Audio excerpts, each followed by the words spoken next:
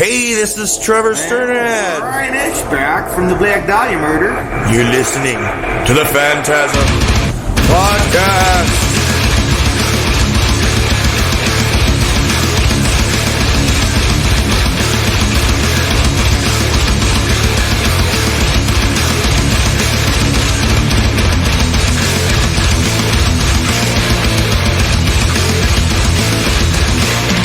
What the fuck is up, and welcome to the FANTASM Podcast.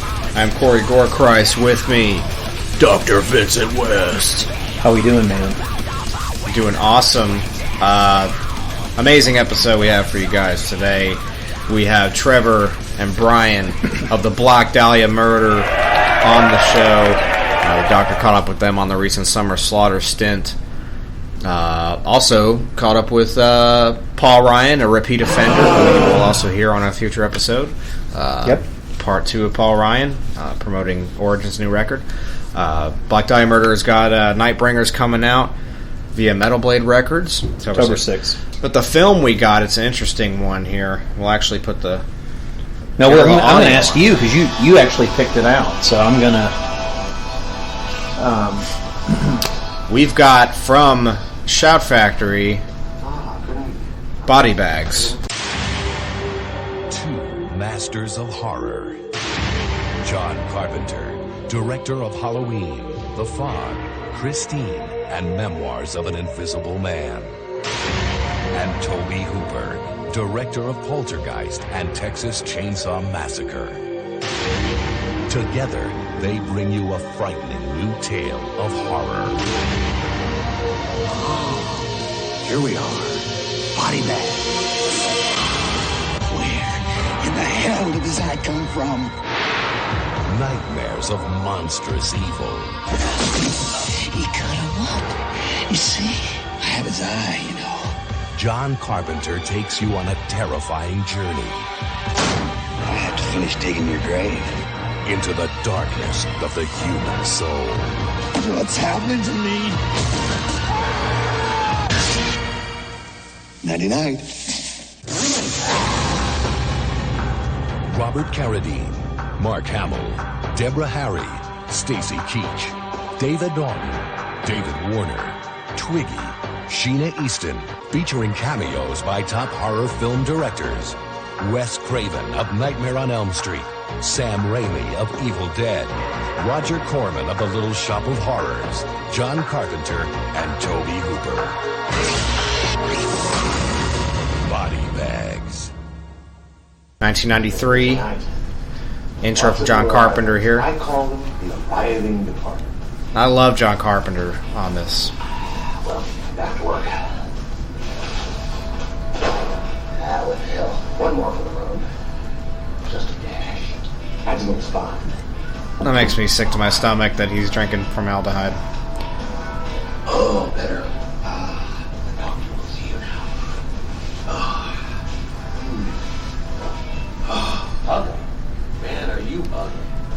This is just like a wacky... What a person looks like. It's a wacky version of Creepshow, like even wackier.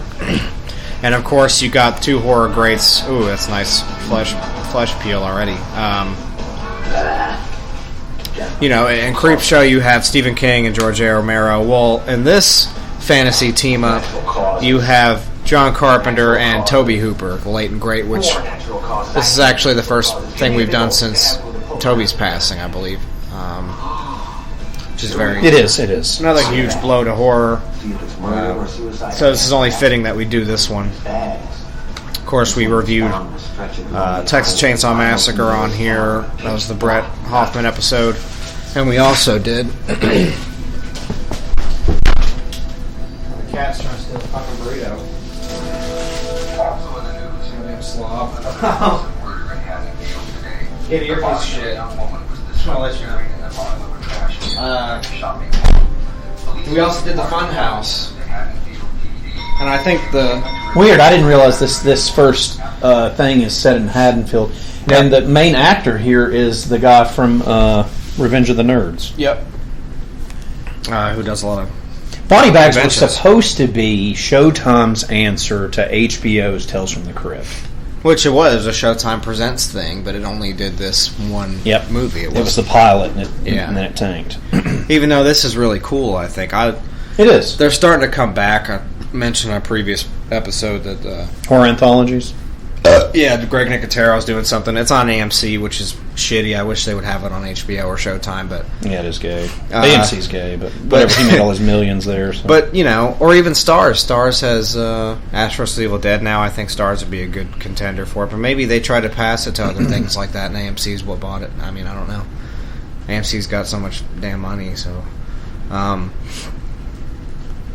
That's weird. That guy is also... the dad in this weird Disney movie I like called Max Keeble's Big Move. I know that movie. Yeah, he's the dad in it. It's a good movie. Dresses up as the fucking frog and shit. But he's the main nerd in Revenge of the Nerds. Yeah, but that's probably why they did that, because he's like a nerdy dad, and he has a job where he's like a mascot. Here's you a weird movie that this guy's in. I want to reach out to everybody here. Channing Tatum is a huge actor. Yeah, he did a movie with that gentleman right there, and it was called Supercross. It was a motocross movie. Mm-hmm. Oh, it's Robert Carradine. Yeah, Robert Carradine. And guess who else is in that movie? our main actor from Grind is also in Supercross. Sweet Lou? No, not Sweet Lou. The main dude. Oh yeah. Matt Vogel. Yeah. I love Matt Vogel. He's Matt Vogel Rat Race too. Yeah, Matt Vogel was also in. He's the one that's in his Poseidon, which I really like. With Kurt Russell. His parents are in like Clown College. That one. Yeah. No. He's the blonde one, the pretty boy one. Yeah. The main dude, the main guy, what the movie's about. The main. Yeah. But anyway, love that movie Grind. I just really like it. I wish it was on Blu-ray, but anyway. Yeah, make it happen. I've got a long list of albums tonight. So yeah, we'll do movies. This came out in 1993. This is a great movie list. Great year for horror. Can I go ahead and tell you my favorite film before you start the list, just to prove to everybody my favorite film from 1993? You say Schindler's List. We are. I'm pressing stop, and we're not recording anymore. I've never seen that movie. It's awful. Sorry. It's awful. Sure Eric Bana's in it. He's great. Ralph Fiennes is in it. He's great in it. Watching it as a Jew is like what Christians watch Passion of the Christ. I know, for. and it's awful. I can't believe Spielberg made that, but whatever. It's awful. He's like, I was there, and this happened. It's like, no, you weren't. No, you weren't. You were making Jaws, motherfucker, drinking weed. Yeah. And I want you to double check me on this. My favorite film from 1993. I actually have two. By the way, I have two. I got to tell you something later. We'll do it on the podcast, of course. It's not like a disclosed thing. But yeah, we'll get into that. I'll talk. It's a Spielberg thing that's hilarious. Okay. Oh, his gay movie that's coming out? Yeah, I wouldn't want my butt with it. No, it's when I interviewed PJ Souls at Days of the Dead, she had a lot to say about Steven Spielberg, and it was really funny. Nothing bad, but just the meeting him. Because she auditioned to be Princess Leia, so she met Brian De Palma before when she did Carrie. And then George Lucas, and she said she, met Spielberg as well, doing all that, and it was pretty funny what she had to say about him. It was funny. But anyway. Okay, two favorite movies. There's two. I've got two. One's a horror, one's a non-horror. And I want you to double check me on these. Can't name the horror. Why can't I name the horror? You want to do the horror? Okay, we'll do I just want to name my favorite horror movie from that year. Okay. It's my favorite one, and it's one of your favorite, too. Is Phantasm 3, Lord of the Dead. Mm-hmm. And then... Is that's not 93. It is. It is 93? Double check me. It's 94. It was on VHS in 93, and it had screenings in 93, so that's a 93-94 one. That's technical, but we'll say it's 93. Well, no. If you want to go technical, because this is technically a 92, but it came out in 93, then I'll say Army of Darkness. Okay. Is that fair? All right, and here's my other one, Hard Target. Well, that's not 93 either. Yes, it is. Army of Darkness? Yes, it is. In the UK, it was 92 or 93. No, in the US, it was 93. I saw it in the theater. I worked at a theater. It's 92. House. 93. 1992. Hold on a minute. It came out February 1993 in the US. It was out But that doesn't matter. I'm talking about when I showed it in the theater. That movie's 93. Okay. If you even grab your Blu-ray right now, it'll say 93 on it. It doesn't say 92. Yeah, it was out for a year, and then we got it 93. Well, we live in America, so... Yeah. I mean, I'm Canadian. We could do... Whatever, so it's Army of Darkness. See if Hard Target was not released in 1993. The Van Damme movie.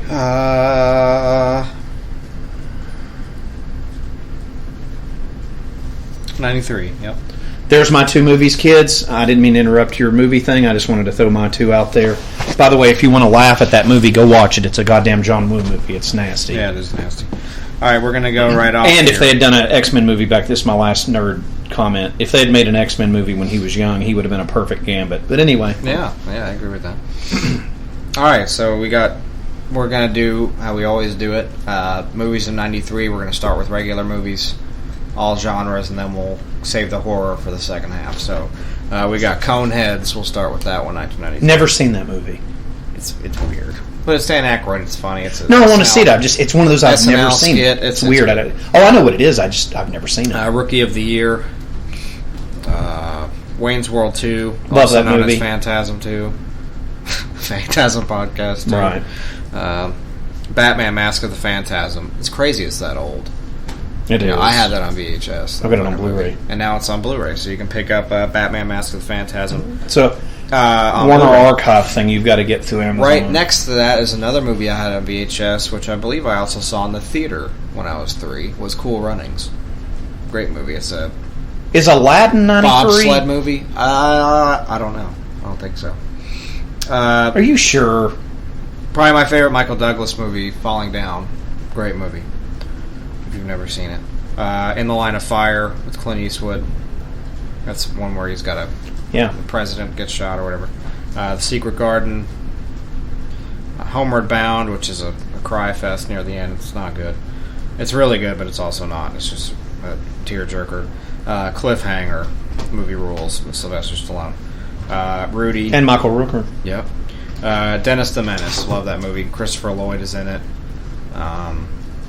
He plays like a fucking train hopping, like fucking... Yeah, it's great. If you're talking about the first one, I love that. It's on Hulu right now. Yeah, really. Yes. Love that movie. I got pissed drunk and watched it. That movie is directed by Nick Castle. Sure. Yeah. He did The Last Starfighter, too, which I love. Which is One of my weird because favorite- the star of Last Starfighter was also in Halloween 2. Yep. He's one of the medics. Dennis the Menace, directed by Nick fucking Castle, which is Michael Myers. It's a great kids movie, but it's also very dark, and Walter Matthau's hilarious in it, and Christopher Lloyd's really funny in it too. Good stuff. And I always say Apple. I say that all the time. Demolition Man, Stallone and Snipes. Can't deal with it. You don't like it? No. And I love both of them, and I can't deal with that movie. Yins, however, wheelchair fucker to everybody out there, loves that movie and actually made a big deal about picking it up on Blu-ray. I don't know. I just threw in my 2 cents in it. I thought it was weird. I hate that song that's saying, I'm a demolition man. I'd go... That redone police song by Sting. I'd go over the top over that one. Oh, that's a great movie. There's only... Which is playing as we speak on El Rey Network. True Romance. Great movie. Love it. Watch my it favorite around Tarantino involved thing. And he wrote it. That's what I'm saying. I have to get... And of course, the late... Ridley Scott's brother that directed Last Boy Scout. Why can't I think of his name? Ridley Scott's brother that directed it. Tony Scott. Thank you. Sorry. Rest in peace, Tony. Tony took his life a few years ago, if y'all didn't know that. It's very sad. It is. He's a hell of a director. Carlito's Way, Sean Penn and Pacino. It's a good movie. It's a classic movie until the Slipknot ruined it. Robin Hood Men in Tights. We got a live score update, and Tom Brady is putting up the butt. All right, anyway. Free Willy. Love that movie. I own it on Blu-ray. great. Everybody can make fun of me for that. I don't care. I love it. I had a weird thing with that movie where I would reenact weird parts of it. So you like it too? Loved it. I've got it on Blu-ray. You can Love borrow that it. You can movie. totally borrow it. It's on Netflix right now, too. But when I was a The kid, Phantasm Kids cast tonight. there's a scene where they're all just like eating, and then something interrupts, and they like drop all their forks. And I used to do that at the dinner table, and my mom was like, "What are you doing?" I was like, "It's Free Willy." I love know, that it's just movie. weird. It's such a cool movie. It is great. Addams Family Values, which is the Addams Family sequel. I've been craving to watch that movie because they only have the first one on Netflix, and I don't know. Which one? The What are we second talking one, about? Addams Family Values. It's the one where they go to summer Those are on camp or Blu-ray. whatever. It's hysterical. That movie is really great, and it's got one of the actors, I can't remember her name, but she's in Hatchet. She totally shows her tits and everything, which is crazy. When she was younger, in Addams Family Values, she's like the adversary of Wednesday in that movie. I know you're talking about. And then in Hatchet, Yeah. she's just like this slut. But it's She was on Buffy the Vampire Slayer. yeah, it's kind of cool though. Philadelphia with Tom Hanks, Can't Denzel deal with it. Washington. The Sandlot. It's one of the best movies ever. I think it's great. Classic movie. You grew up with that. That's more. Yeah. And it's Good baseball stuff. and all that. Yeah. Dazed and Confused. Can't deal with it. Don't like it. I want to actually talk about that a second, just to prove my film noir nerdness. Richard Linklater, that directed that film, did a movie following that. If I'm not mistaken, it was his next film that he did, and it was a movie called Before Sunrise, and it's a romantic comedy with. It's not even a comedy; it's more of like a romantic drama with Ethan Hawke. Huh. And I just want to tell you this right now, Criterion put that out on Blu-ray earlier this year. And I absolutely love that movie. Huh. I know that's weird, but I love that film. But what's it about? Dazed and It's him. Confused? Well, it's way better than Dazed and Confused. It's literally one shot the whole film of just Ethan Hawke really in Europe as an American meeting a French girl, Julie Delphi, and they hang out. You spend the entire day. The entire film is their one date. It's weird. It's fucking awesome. That sounds cool. It's morbid because obviously they don't end up together, and then it's just fucking. It rips my nuts off, but it's great. I love it. Okay. Sorry, I went off another. No, that's tangent good with though. that. The Firm, Tom Cruise. Love that movie. It's good. It's classic. Love it. Sleepless in Seattle, which Can't deal with it. My dick was smashed into the dirt watching that goddamn movie because my mom and her friend would watch that all the time, and every time it came on, that and Bridges in Madison County, it's like, are we having like a fucking like a cancer awareness like marathon tonight, like for like a week straight? What's next? Titanic, and you're gonna watch Stepmom. It's like you just want to like turn your tear ducts inside out. I don't. Well, get in it. reality, if I've never Movies are told the awful. podcast this, I am the moron that used to take women on dates to that Titanic film. God, Yeah, what a bad idea that was. my mom dragged me to that with her boyfriend. Like, Not that it's 93, but we watched it the entire weekend. I was there every day for 3 days straight watching at that theater. Yes. And she cried in the same parts every single time. I was like, God, the only part I look forward to is the goddamn propeller scene where they're all like, I laughed my balls off. I know, but I didn't really want Billy Zane to die. Yeah, I thought he was just going to start shooting. 'Cause he's people. I was part like, of thank God. The easy way. His Demon Knight. No, Back to the Future 2 is what I was doing. Harrison We can Ford. do this the hard way or the easy way. The easy way. And they hit him. Yeah, Harrison Ford, The Fugitive. Good movie. I love that movie. Mrs. Doubtfire, one of my favorites. It's great. Never seen it. You've never seen Mrs. Doubtfire? I've never seen that movie. God, that's hysterical. It's one of those, I had so much hype behind it, I was like, no, I'm good. It's Robin I Williams. know that sounds weird. And Pierce Brosnan. I know all about it. Well, no, it's one of Robin Williams' like only movies where he was like when Jim Carrey used to be, where he can just do his own thing. That was like his only like free reign movie. Really? Because all his other ones are like he gets to kind of be he gets to come out and be like like once in a while.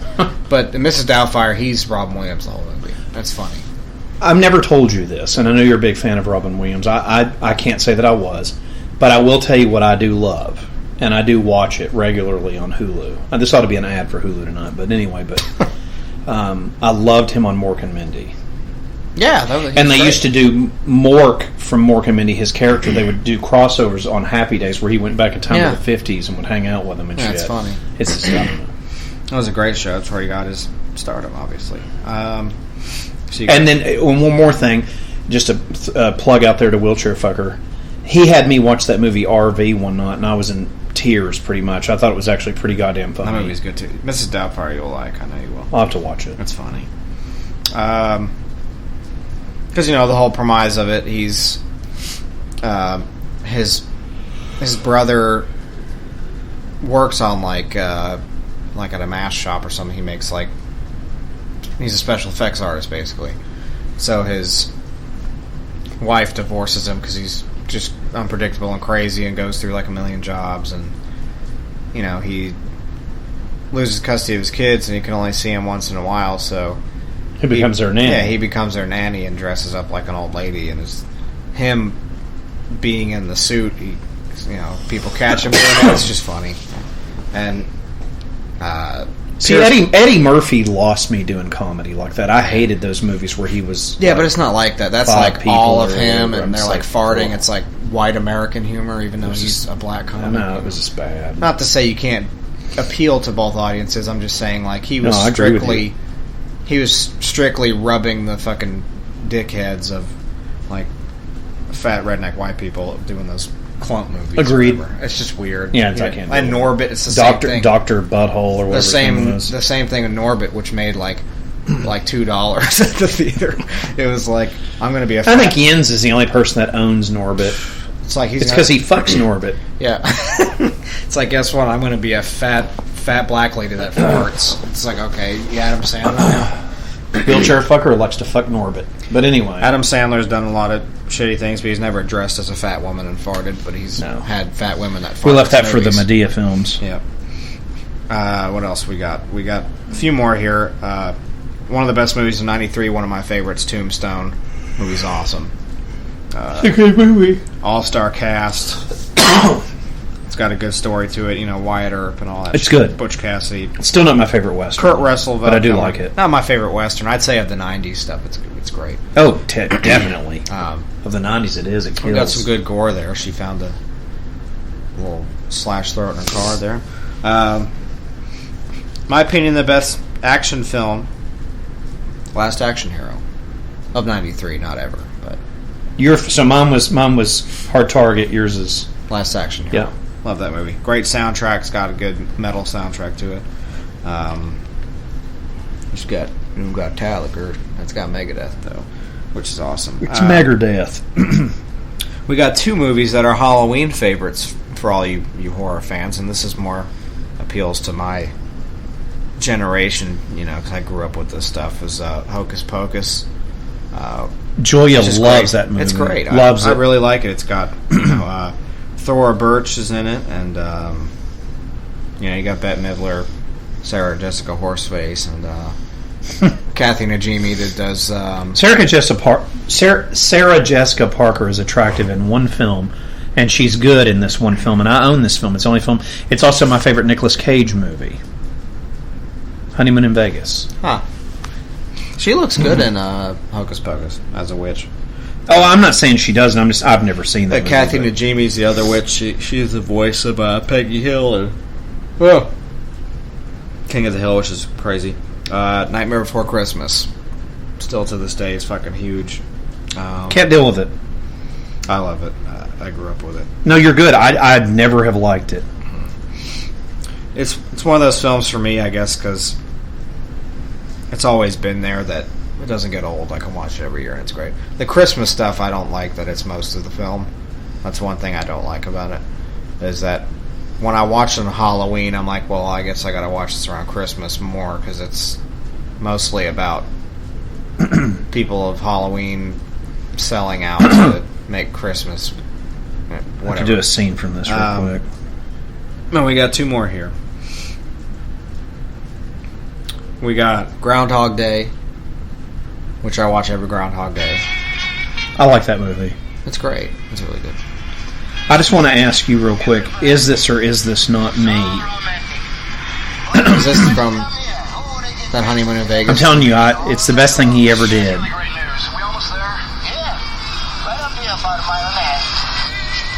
Is this or is this not me?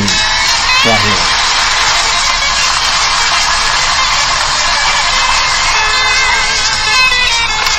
Pat Morita's the cab driver, and then we'll let Corey watch the scene here. Is this not me? This can't be it. Tommy Corman lives here? Corman? I thought you said Orman. You know, Chief Orman. I didn't say Chief Orman. I said Tommy Corman, loud and clear. Come on! I fought for 2 goddamn days. I haven't slept. I can barely walk. Mahaleo wakaleo. Mahaleo wakaleo. No, is it not me? Mahaleo wakaleo, yeah. That goes double for me. Right here. Look, there was a little mix-up here. There's 2. Mahaleo hokilani.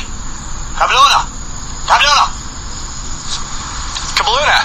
Kabluna. Listen, Mahi, I don't have time for this horse shit. Hey, Jack. No make insult for the chief, okay? This man get plenty influence in this place, you know. Influence? He lives in a shack. He's a man of great simplicity. Come on, you spend 10 minutes with the guy, okay? Is it? I've always thought his temperament is about where I am.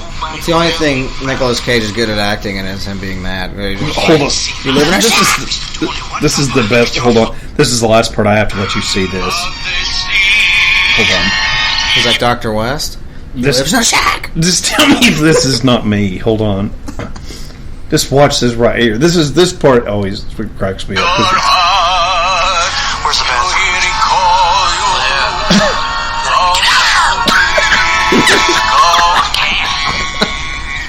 God. Wait. Shit.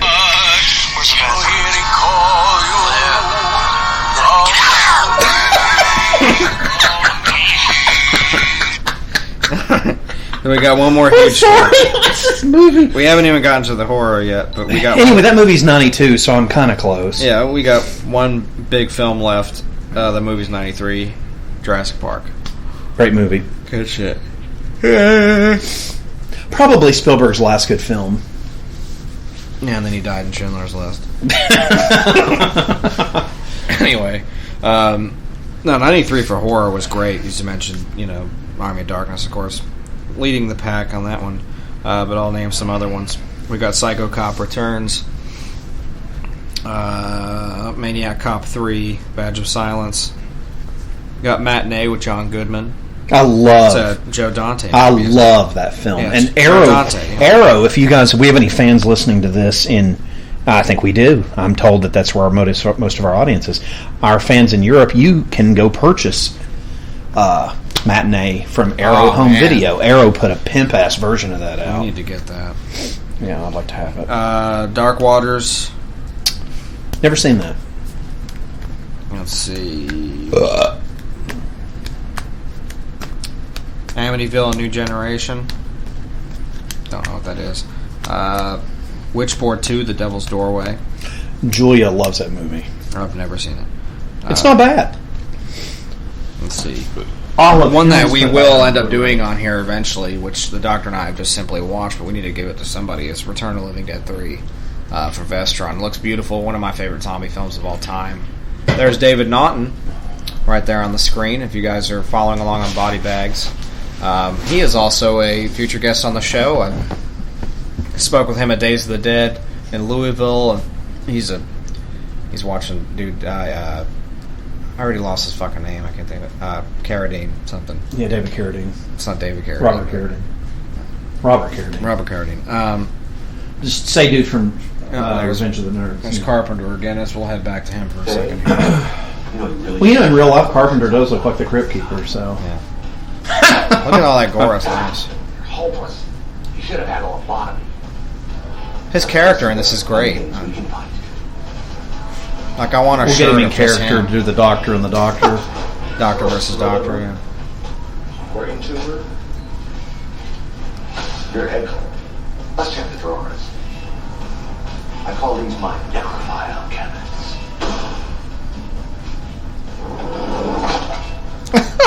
Seems to be stuck.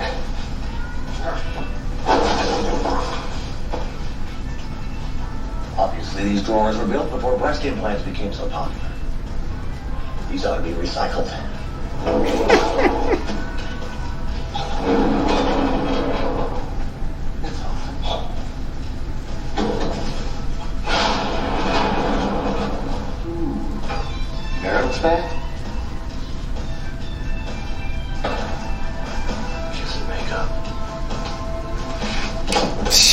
crazy.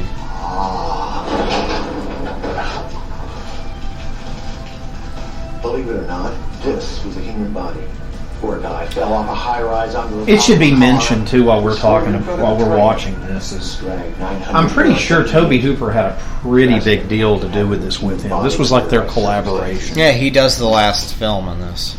But I mean, I think he collaborated with him on like that character that he's doing. I think the Mark Hamill thing he did the. Because John's never, other than The Thing, is never really known for gore. Yeah, and this one's pretty up there. Love Stacy Keach. He was on a show in the 80s, if you are interested in my childhood and my bowl cut, like I've mentioned before. It's a shout out there to Jason for talking about my bowl cut in the Fog episode. Anyway, there's David Warner, who I fucking love. Time After Time. Who was in The Thing? Fucking Star Trek. No, David Warner's not in that. Is he not in that? No. What? He's in a shitload of Star Trek stuff, but he plays Jack the Ripper in Time After Time with Malcolm McDowell. Yeah. If I had been with you when you met Malcolm McDowell, I've been handing him that Time After Time Blu-ray because I love that movie. Anyway, Stacy Keach was on a show called Mike Hammer. It was a detective show that my mom watched religiously, and I really like it. It's cool, and it doesn't exist. But anyway, Stacy Keach is a cool dude. Plus, most of you would probably know him from Up in Smoke. He was Sergeant Stadinko. Yep. And he turns into a lizard in Cheech and Chong's Nice Dreams. Yes, I was a pothead. Anyway, at one time. What else we got? We got Warlock the Armageddon, 93. I like that movie. A lot of people are going to be overly critical of it. I like it. It's good.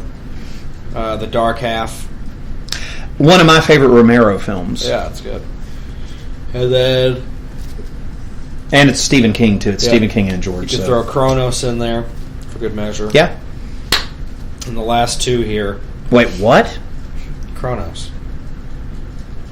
Isn't that Guillermo del Toro? Never seen it. And we got Leprechaun. Love it.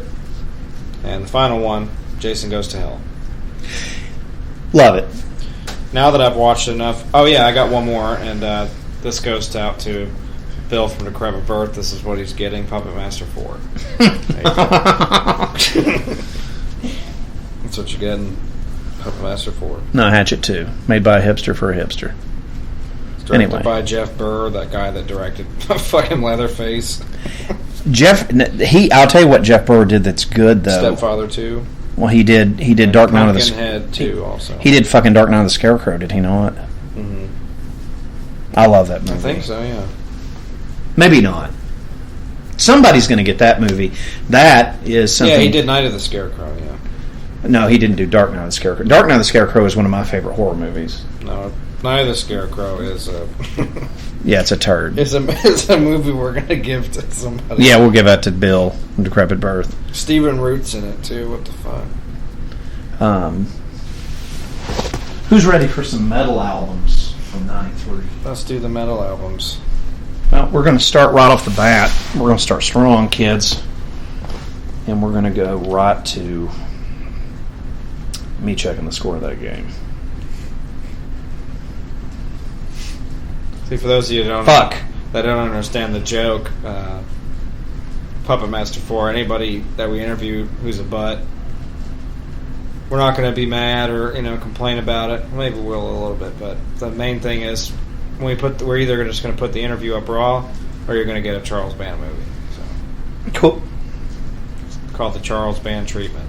Okay, here's some albums from 1993. That doesn't include the first Puppet Master. It's actually and you're all going to be like, well, he didn't mention this, he didn't mention that. I'm only mentioning stuff I listened to. So that's all that I'm mentioning. It's a disclosed list. It is. I'm only mentioning stuff that I want to mention. Accept, Objection Overruled. Angra, Angel's Cry, power metal band from Brazil. Great. And Iron Maiden, a real live one. It's their first of their... there's a real live one and a real dead one, which came out... They both came out in 93. There's the newer material than the versus old material. The reason I'm mentioning that is my favorite tour. I saw them on that tour. That is the Fear of the Dark tour. Fear of the Dark is my favorite Iron Maiden album, and I'll stand by it till I'm dead. I love that album. Judas Priest Metalworks, great compilation, 73-93. It's amazing. Dio Strange Highways. Bullet Boy Zaza, hair band that was very heavily influenced by Van Halen. I love that band. Thought I'd throw that a mention there. Guns N' Roses, The Spaghetti Incident, their covers record. I love it. Testament, Return to the Apocalyptic City. That's an interesting record because everybody that plays on that live EP never did a record with them until later. But anyway, if we have any Tool fans out there, Green Jelly, their stupid CD that everybody bought for some reason. Winger's Pull, Danzig's Thrall, Demon Sweat Live, Living Color Stain. The reason I'm mentioning this, I was in a band called Stain with my friend Eric, and when that album came out, we were like a Faith No More ripoff or something. It was weird. Anyway, I don't know why I did that, and I'll never release any of that stuff. So anyway, it's fucking good. that guy on the screen's like Stain. Yeah, it's just it's weird. Necrophobic, The Nocturnal Silence, Annihilator, Set the World on Fire, Sabotage, Edge of Thorns, Motorhead, Bastards, Fight, War of Words. That's Rob Halford's first band when he left Judas Priest. Melvin's Houdini, Paradise Lost, Icon, which is my favorite album by that band. Metal Church, Hanging in the Balance, which is a great album. Merciful Fate, In the Shadows. Scorpions, Face the Heat. It's a turd, but I like the Scorpions. Cathedral, The Eternal Mirror. Neurosis, Enemy of the Sun, which is my favorite Neurosis album other than that Through Silver and Blood. Dark Tranquility, Skydance of Chaos. Together. Voivod, The Outer Limits. There you go, Jens. There's your shitty band. Typo Negative, Bloody Kisses. I know it's kind of whatever. I love that. I love that. Love it. Entombed, Wolverine Blues for the hipsters. Anthrax, Sound of White Noise, my favorite John Bush Anthrax record, and Sepultura, Chaos AD. But I just discovered something doing this tonight. Those are just the metal records. Now we're going to do the death metal records. They own 93. 93 was death metal. So here we go, kids. This is the death metal. Well, once I find it, and once I check the score in the game. Because it's about to give me a heart attack as it's going back and forth. It's 28-27 Chiefs. Fourth quarter, 10 minutes, 28 seconds left. That's not bad. Fuck the Chiefs, the Queefs. Anyway, let's see here what we got. There we go. Okay. And now we will do the death metal albums, which I will now start doing every time. Obviously, in some of these movies we do, we're not going to have death metal albums from 75 or 85, so right. I guess I don't think I've ever really missed the thing. So we've got some good ones, kids, and I'm just going to start right off the bat. We've got Morgoth, Odium. I never liked Morgoth, but I'll mention it. My Dying Bride, which is more goth metal stuff. Turnless to Swans is probably their most popular record. Gorgots, The Erosion of Sanity. Grave and Here I Die, Satisfied. I like that record. Blasphemy, Gods of War. This one's for Corey. Amorphous, Privilege of Evil. I like Amorphous too. Yeah, that's old school shit. Therion, that's for Wheelchair Fucker. Symphony of Masses. Cancer, The Sins of Mankind. Fuck yeah. Cryptopsy. Ungentle Exhumation, which I found that when I saw them this summer. They had it with them on tour. That record's impossible to find. Cryptopsy, Ungentle Exhumation. Benediction, which I believe is a Christian death metal band. Nope. Okay, they're not? Nope, that's Mortification. Okay, that's what I was thinking. Transcend the Rubicon. Oh yeah, that's a classic. Sentence, North from Here. It's not death metal, but whatever. I missed it earlier. And of course, this is a fun one. I want to mention this because this is something that I own that I'm quite proud of. And I'll get to it in a minute because I actually probably should wait to mention that one because that's actually kind of awesome that this is on here. Suffocation, Breeding the Spawn. Impaled Nazarene, Urga Karma. Beharit, Drawing Down the Moon. Necrophobic, The Nocturnal Silence again. Rodivore, Inquidius, I don't know what the hell that is. Burzum, ASCII. Brutality, Anguish, Screams of Anguish. Unleashed, Across the Open Sea. Macabre, Sinister Slaughter. Nice. Dismember, Indecent and Obscene. A classic. I have it on their vinyl. faces on it. Oh no, it's with someone's fucking back ripped off. That's even better. Yeah, it's disgusting. Corey's favorite band, Dissection, The Sumbarian. Pestilent Spheres. Atheist Elements. Awesome record. And we're getting down to some of my top shit here. I got to mention this for people because a lot of people love this record. I don't. I think they're gay. Cynic Focus. Speaking of gay, Entombed Wolverine Blues. You already said that one. Another gay one, Carcass Heartwork. And now we're great one. I can't do that stuff anymore. But we're getting down to this to me is what makes this so special. And I'm going to count this down here. All right, this is an EP, but I thought it was a very special EP, and I'm proud as fuck that I still own it. Cannibal Corpse, Hammer Smash Faced. Oh yeah, and it's just a cool little EP, and it's impossible to get now. And I actually have it digitally on iTunes. I bought it for Christmas. I love it. 1 year. It's just cool. So I have all their records physically, but I have the EP digitally, but I still own it with money that I paid for. So. Beautiful. Okay, now we're getting down to these are my last three. The Cannibal Corpse Hammer Smash Face was number 4. These are my top 3 from that year. Some people would say Heartwork should go in there. I'm not saying that because the stuff that I'm about to mention stomps that thing into the planet.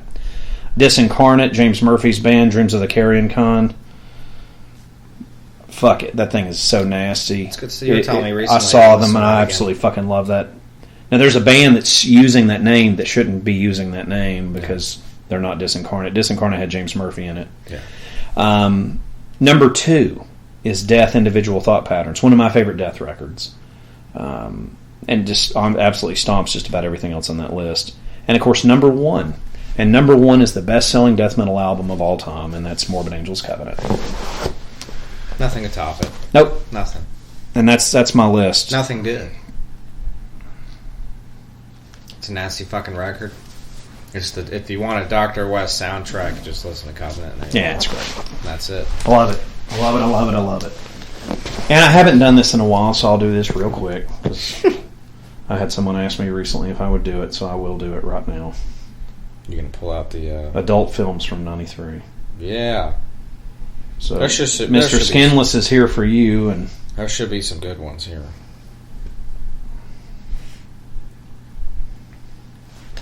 Okay.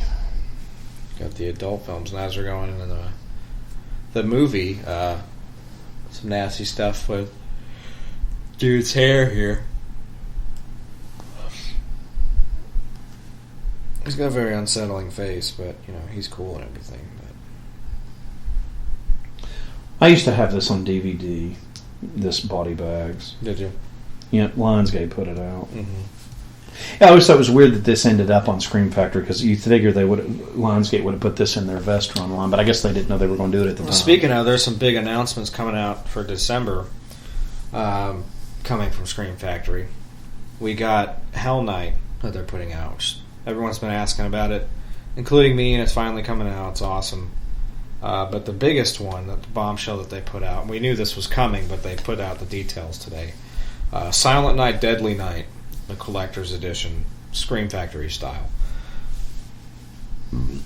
Packed with new features. It's got the original and the unrated cut, both fully restored in 4K. And they got 2 new giant featurettes, like a making of, and they also have an interview with Linnea Quigley in there. And there's also a Horrors Hollow Grounds in it, which I think is amazing. For Silent Night, Deadly Night, yeah. With Sean? It all it says is it's him. Go to the location. It's him. Yeah, it's a Horrors Hollow Grounds. That's awesome. For Silent Night, Deadly Night, which threw me. I loved. I was like, dude, yes, this is perfect. That's awesome. And happy. Hopefully, it is Sean. I'm happy to. Well, if you pre-order it, you get it in November. You don't get it in December. You get it in November. Oh, I'm probably going to get it next week. I already had that Suspiria thing pre-ordered too, which is Synapse finally dropped the bomb on Suspiria. That's coming out in December as well. I'm not going to do that one. You got to do it. At least get it to make money off of it. Come on. I've shied away from it. It's one of those things where I'm definitely not going to go see it at that thing. I have no interest in it. I'm going to go see it.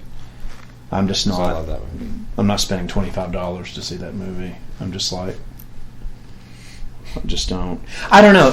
Argento's, just to be mentioned, is what it's about not to be. But today is Dario Argento's birthday. I put it on the page. Yeah, it sure is. Happy birthday! But yeah, it's one of those things where it's like that's not my favorite movie he did. It's just not. I like Tenebrae. I like Opera.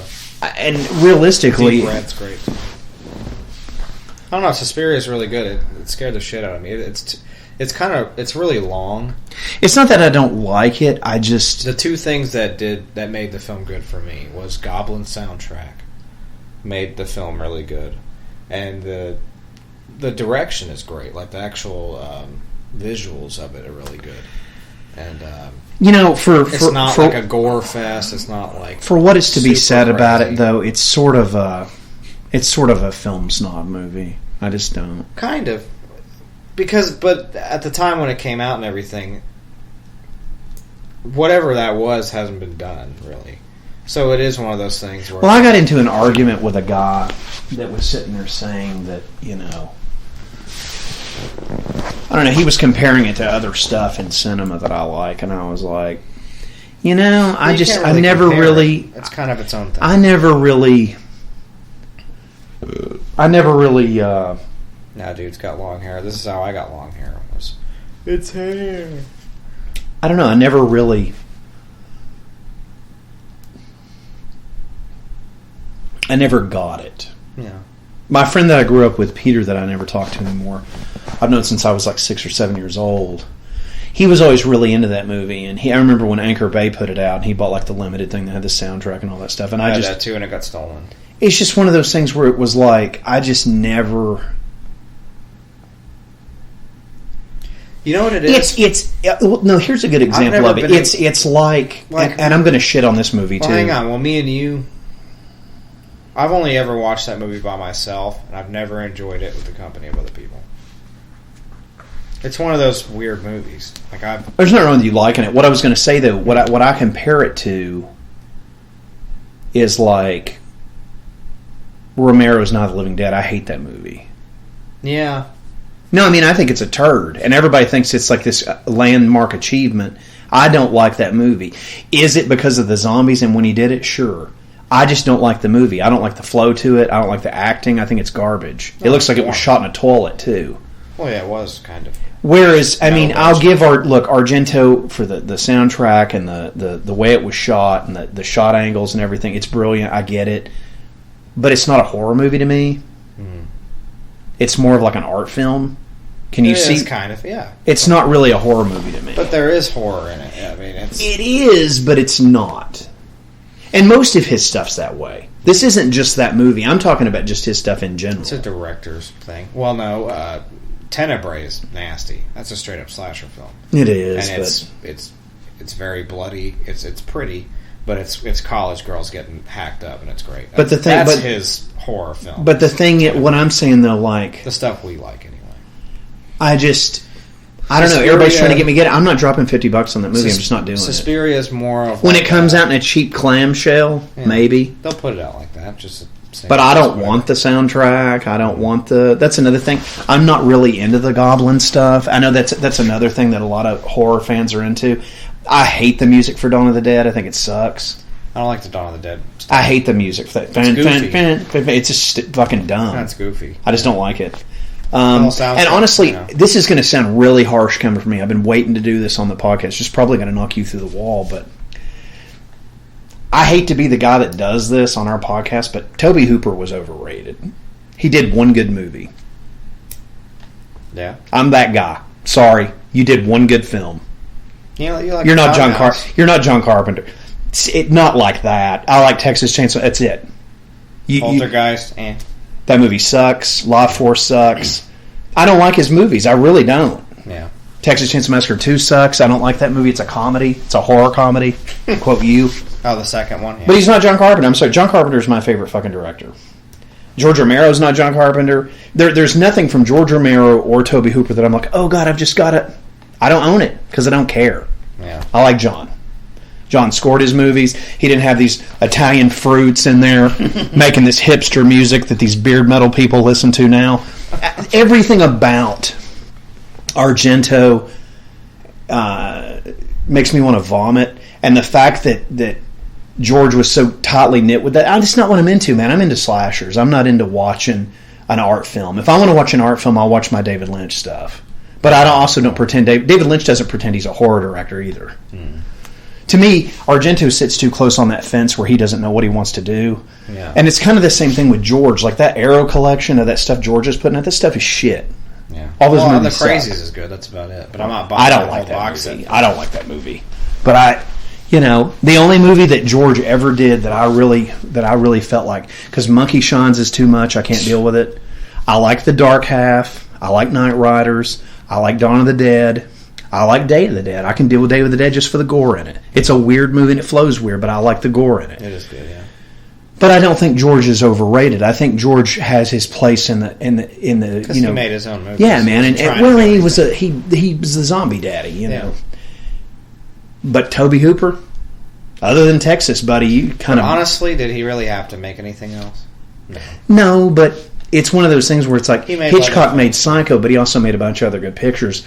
I don't really feel that way about Tobe Hooper, and I know people are probably like, "You're an asshole," but it's like I'm just being honest. I think a lot of his stuff is overrated shit.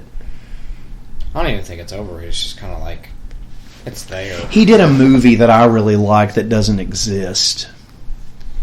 It's called Spontaneous Combustion. Yeah. If I could get that on Blu-ray, and it's got Chucky in it. Brad Dourif is the main actor in that film. That's a great film.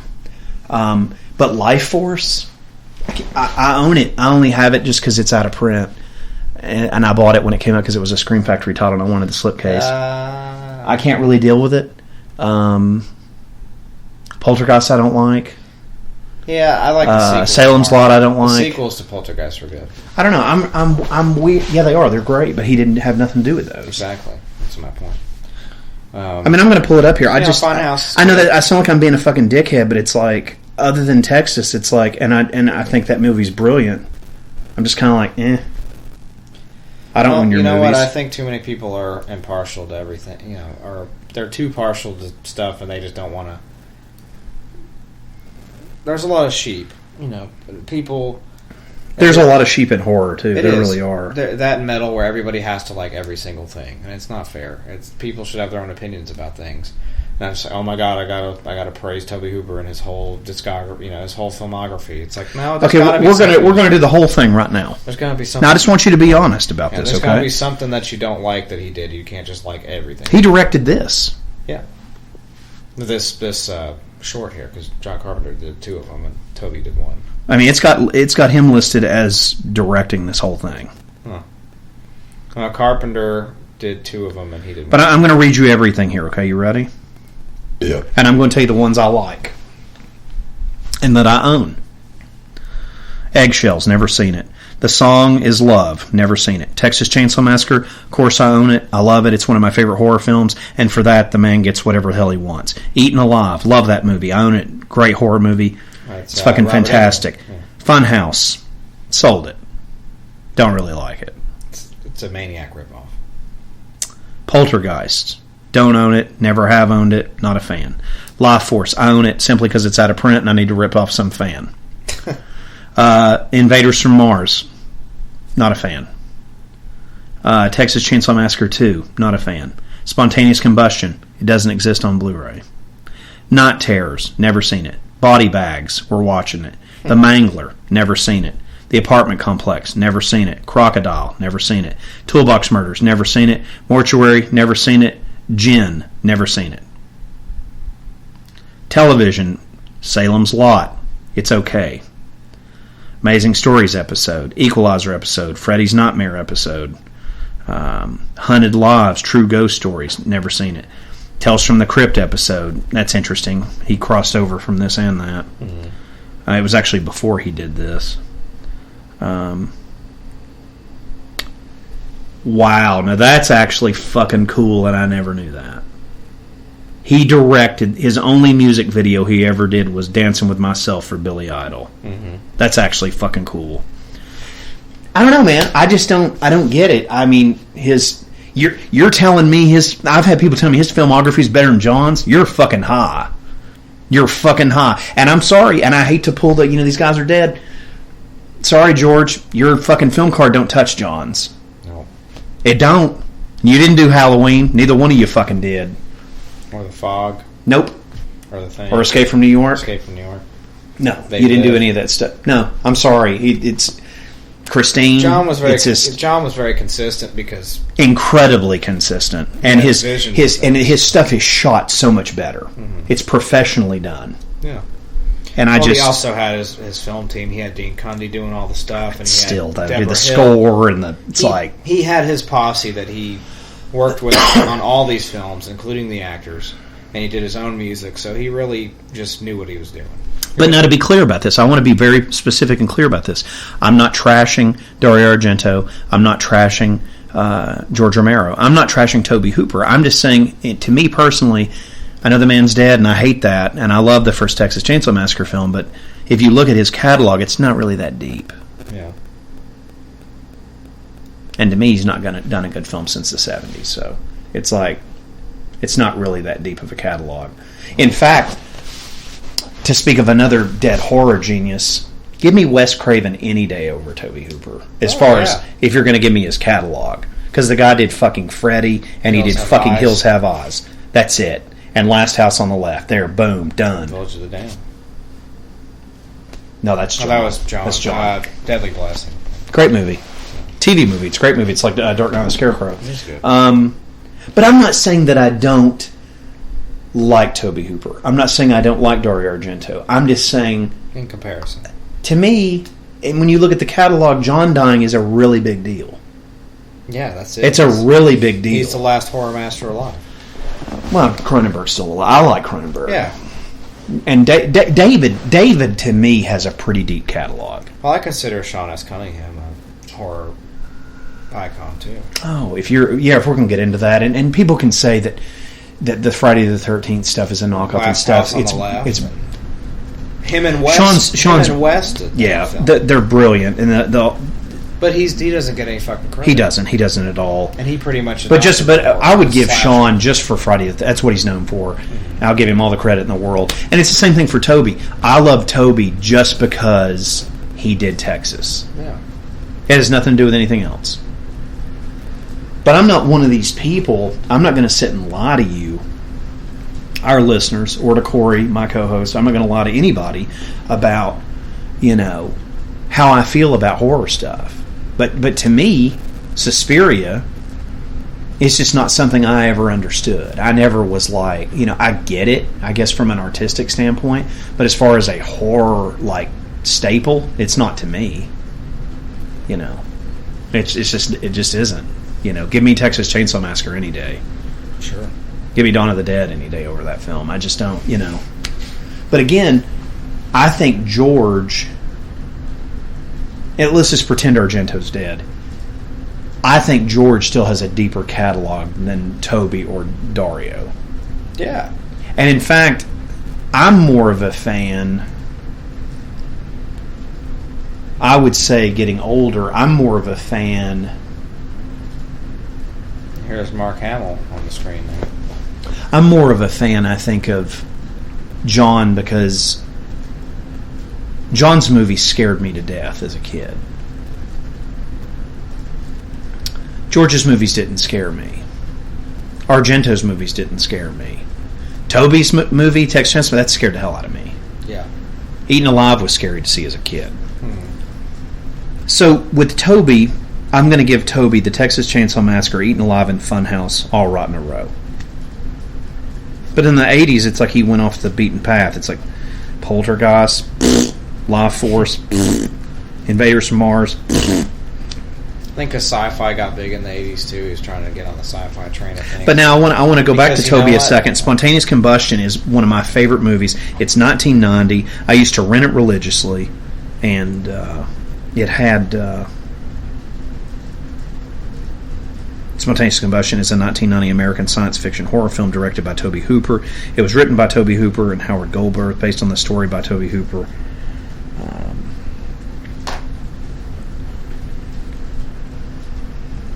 Brad Dourif plays the role of Sam, who learns that his parents were part of an atomic bomb experiment. As an adult, Sam discovers he has the powers of pyrokinesis. He is able to control fire and electricity, but with terrible consequences to his body afterwards. Can you get any better than that? Chucky controlling fire and electricity? Yeah, that's cool shit. It is cool. They ever put it out, I'll buy it. Tobe, for Texas alone, you're an icon. I think Dario's an icon. I think George, of course, just for the zombie stuff alone, is an icon. But to me, none of those guys, even though John Carpenter wouldn't piss on me if I was on fire, I still think John has a deeper catalog. He was the most For me, not for you. I don't know what your deep catalog is, but for me, it's a deep-ass catalog. And I'm a huge fan of it. Death metal and stuff like that, there's bands that are just consistent and have never released a bad record, and then there's other bands that, they got their good stuff, they made their stamp, but they've never really been consistent. Because consistency is a whole other art form, really. With Argento, he's been consistent with his vision. Like, he's not going to make a science fiction movie. All his movies are pretty much the same. They're some kind of fucking art school. Does he even still do movies? I don't know. The last movie, I'm going to look him up. The last movie that I saw of his, actually, I don't even have to look it up. I can just tell you what it is because I remember, because I own it. I've got it on Blu-ray, actually. Is it that Mother of Tears? Opera is the last thing I bought. That's not the last thing he did. No, but it's the last thing I bought. Okay. Mother of Tears might be the last thing. That was like a Dimension thing. And it had HR. I want to have sex with her. Mm-hmm. I do. I want her to carry my Canadian seed. Let's see for and here we go. In her Italian whore womb. Oh, there's the glass. Anyway, eye. so there that came out. Argento's been consistent in a sense where you know what to expect from his films. They haven't really gone like off to where it's like, Tobe did some stuff where it's like, what are you doing, man? As I've gotten older, though, Argento, I get it. Like, whenever he makes a movie, I'm like, well, it's an Argento movie, and it's not like weird that he did it. And it's also not like a space movie or something. But Suspiria's really. Well, let's talk about this a second. Which is a bigger loss, do you think, George or Tobe, or Wes? That's a good question. Or Wes. For me, and this is me doing a lot of soul searching. I would say Wes. It's Wes and George for me, I think. I think it's George because George really took not only independent filmmaking, independent filmmaking to a whole new level. I mean, nobody was doing that, and also, the zombie thing. There wouldn't. No, he doesn't get any credit for it, and he started that. He really did. He started it. He started the cannibal zombie thing, where they eat eat humans and stuff. Because before, but it got ruined. It got ruined by a lot of people for me, and I never let Dawn of the Dead get ruined for me. The Walking Dead's been around since the fucking Bible, but for them to be cannibalistic and get shot in the head and all the stuff that we know is today, that's all George's. It is. It's all George's brilliant brainchild. And he was really good about speaking about for minorities and stuff like that too. Yeah, he put the supporting black role that never happened before until guy got shot at the end of Night of the Living Dead. And the daughter killing mother, killing her parents, and George broke a lot of barriers and stuff he wasn't scared, he wasn't afraid to do. And he was an indie filmmaker, and that's what made him stand out. The little budget he had and the huge vision he had pushed him forward, and I think Tobe did the same thing. Jesus.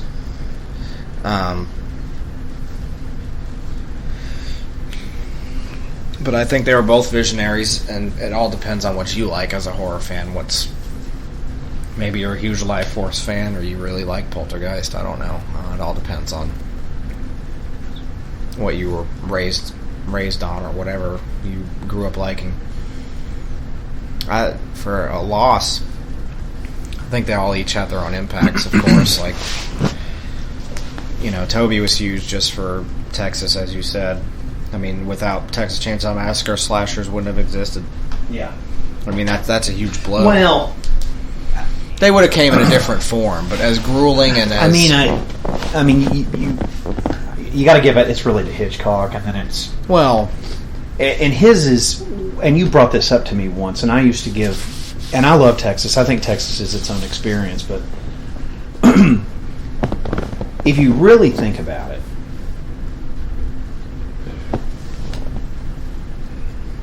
I'm not really sure what role Texas has in what part of horror filmmaking, but you've got Psycho, and then you've got Texas,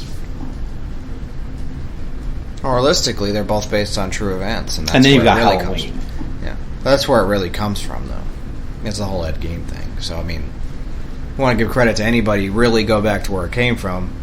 Ed Gein, the ghoul of Plainsfield, or whatever, the real guy, is why Norman Bates exists, and it's why Leatherface exists. They're both essentially Ed Gein. So that's where all that stems from. But what's interesting though, but then Carpenter did his own thing with it because he basically stole from Psycho. Yeah. So kind of. But to me, the modern slasher, you've got to go to Halloween. Sure. Because Friday the 13th is nothing but a rip-off of the first one. Yeah. Jason's its own entity, and I love Jason. You know I do. No, you're right. But I think what John did... Because if you ever watch a lot of stuff on it, he basically, and I'm sure you have, he just basically was like, I want to do what I think Psycho would be now. Oh, God. And I'll be honest with you. Some good eyeball If like right now I was by myself and the first Halloween's on, that's a scary fucking movie. You know what? I love the Haddonfield setting of it. It's fucking scary. It feels as like shit. Halloween, but you don't know what the fuck is going on. It's man. isolation. You don't know what's going on, and the beautiful thing, that's where Rob Zombie fucked up, was he over-explained a character that should have never been explained. Yeah, and I guess Malcolm McDowell really needed a paycheck, or he wouldn't have done that turd. Well, here's the other thing: it's John Carpenter says it best. He said about that film, the remake and all that. He was pretty pissed off about it, even though he let him do the film or whatever. He's like, do what you will. That Kassad guy had control over it. John doesn't have control over that shit. But he said that Mustafa Akkad. Michael Myers is a force of nature. He's not a man. He's not a monster. He's not a killer. He's a force of nature. All he knows how to do is fucking kill people, and he has no reason for it. That's just what he wants to do. It's in the beginning of a film. Well, there shouldn't be an explanation for what he's doing. That's what makes it scarier. It's like, why is this happening? I don't know. And guess what? You don't fucking find out. He just kills people, and then the second one starts, and it's like he kills again. You're not supposed to know why. Jason, we had an origin story. He drowns in a lake. Now he wants to kill counselors that want to have sex and drink beer. We get it. That's fine, though. He's also a force of nature. He's there to rid the world of wrongdoing. He's basically an anti-hero. Give me Halloween 3. Love it. Love that. Well, just hear me out a second. Give me Halloween 3 all day long over Wes Craven's Scream pictures. Oh, there's no give it to me all day long over... Scream's also modern parodies is all that is. I know, and I was just kind of that's the only Halloween thing that Wes 3 is the perfect. That's the only thing Wes did that I give me that new Nightmare over that Scream stuff. I can't do the Scream stuff. It's tween stuff before. It's awful. Yeah, it's garbage, and I don't like it. I think it's dumb. It's like Cruel Intentions from slashers. It's crap. It's an MTV. It slasher. is. It's a fucking MTV foot long. But what I was, and that's fun if people like it, whatever. It's great, whatever. But and I'm glad he made a lot of money off of it. But I like Ghost. He reinvented himself, and he fucking made a lot of money. It's fine. But my point is, my point is about all that though. If you really just stand back out of it, I'll take, Tommy Lee Wallace. Give me Halloween 3 over a majority of some of these people's catalog, except John. Mm-hmm. I just really like John's catalog. I've said it since we started this podcast. It's one of the reasons I want to do this podcast. And there's a lot of people that's like, yeah, I'm going to like the Thing. It's like, do you like anything else that he did? The Thing is a great movie. I like it. I've let hipsters ruin it I'm taking it back. Prince of Darkness. I'm doing it like Randall does in fucking Clerks 2. I'm taking it back. I'm taking The Thing back. The Thing is my movie. They can fucking eat a dick. It's a great movie too. But it is. But it's gory. It's nasty. It's always fun when we watch it. But it's not his best film. No. And I like Christine more than I like The Thing. Oh, I do too. Love that. I do too. I love that. It's a perfect revenge film. It's relatable. The Thing's not relatable because one, I would never go to fucking Antarctica for any reason. It's a science fiction picture too. Yeah. People like to say it's horror. It's sci-fi horror. Yeah. Really on the heels of Alien. So you'd really have to applaud it's Ridley Scott. You have to go to Ridley Scott to that. And speaking of Ridley Scott a second, Ridley Scott dies. That's a big one for me. That's huge. Blade Runner is one of my top 10 films ever made. I love it. And Alien, goddamn. Great movie. It's Great amazing. movie. It's my favorite. A lot of people like Aliens. I'm an Alien guy. Alien is my favorite. Yeah, it's the darkest one. It's got Tom Skerritt. Whenever Ian Holm is like what's the android's name? That guy's crazy in it. It's scary. That's actually scared the shit out of me. Yeah, and he's from the Shire. And he'll fuck you up. Hey, he's Bilbo Baggins. He starts his head's spinning and he has like that green goop coming out and the milk coming out. He's like, that movie is scary on different levels. Like know what? They pull your strings through different points. There's like the chest burst where you're like, oh shit, then you see the eggs and it's fucking gross. And it grosses you out. It's scary. That android But I don't want to give people the wrong idea.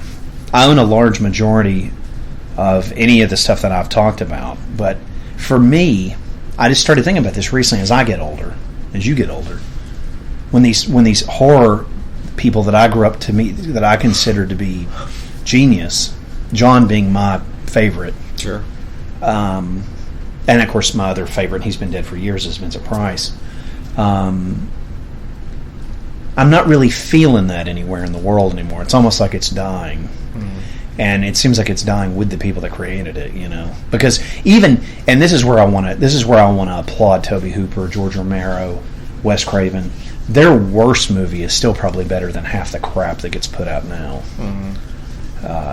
For example, that It Follows. What a pile of dog shit that was. And I want to talk about this a second. I love Kane Hodder. I love the stuff that he does. I'm happy to promote his stuff on this podcast. And out of respect for him, I won't mention what I'm talking about, but there's some really bad films out there. And I can't relate to them. They feel like and I didn't tell you this. I watched the first 3 Saw films. I don't like them. No. I don't hate them. And I get it. But to me, it's the same reason that I don't wear a Hostel t-shirt, is because it feels like torture porn. Well, you know what? That's what everyone calls it for some reason. You know what that is, though? The first Saws 3, you know what they remind me of?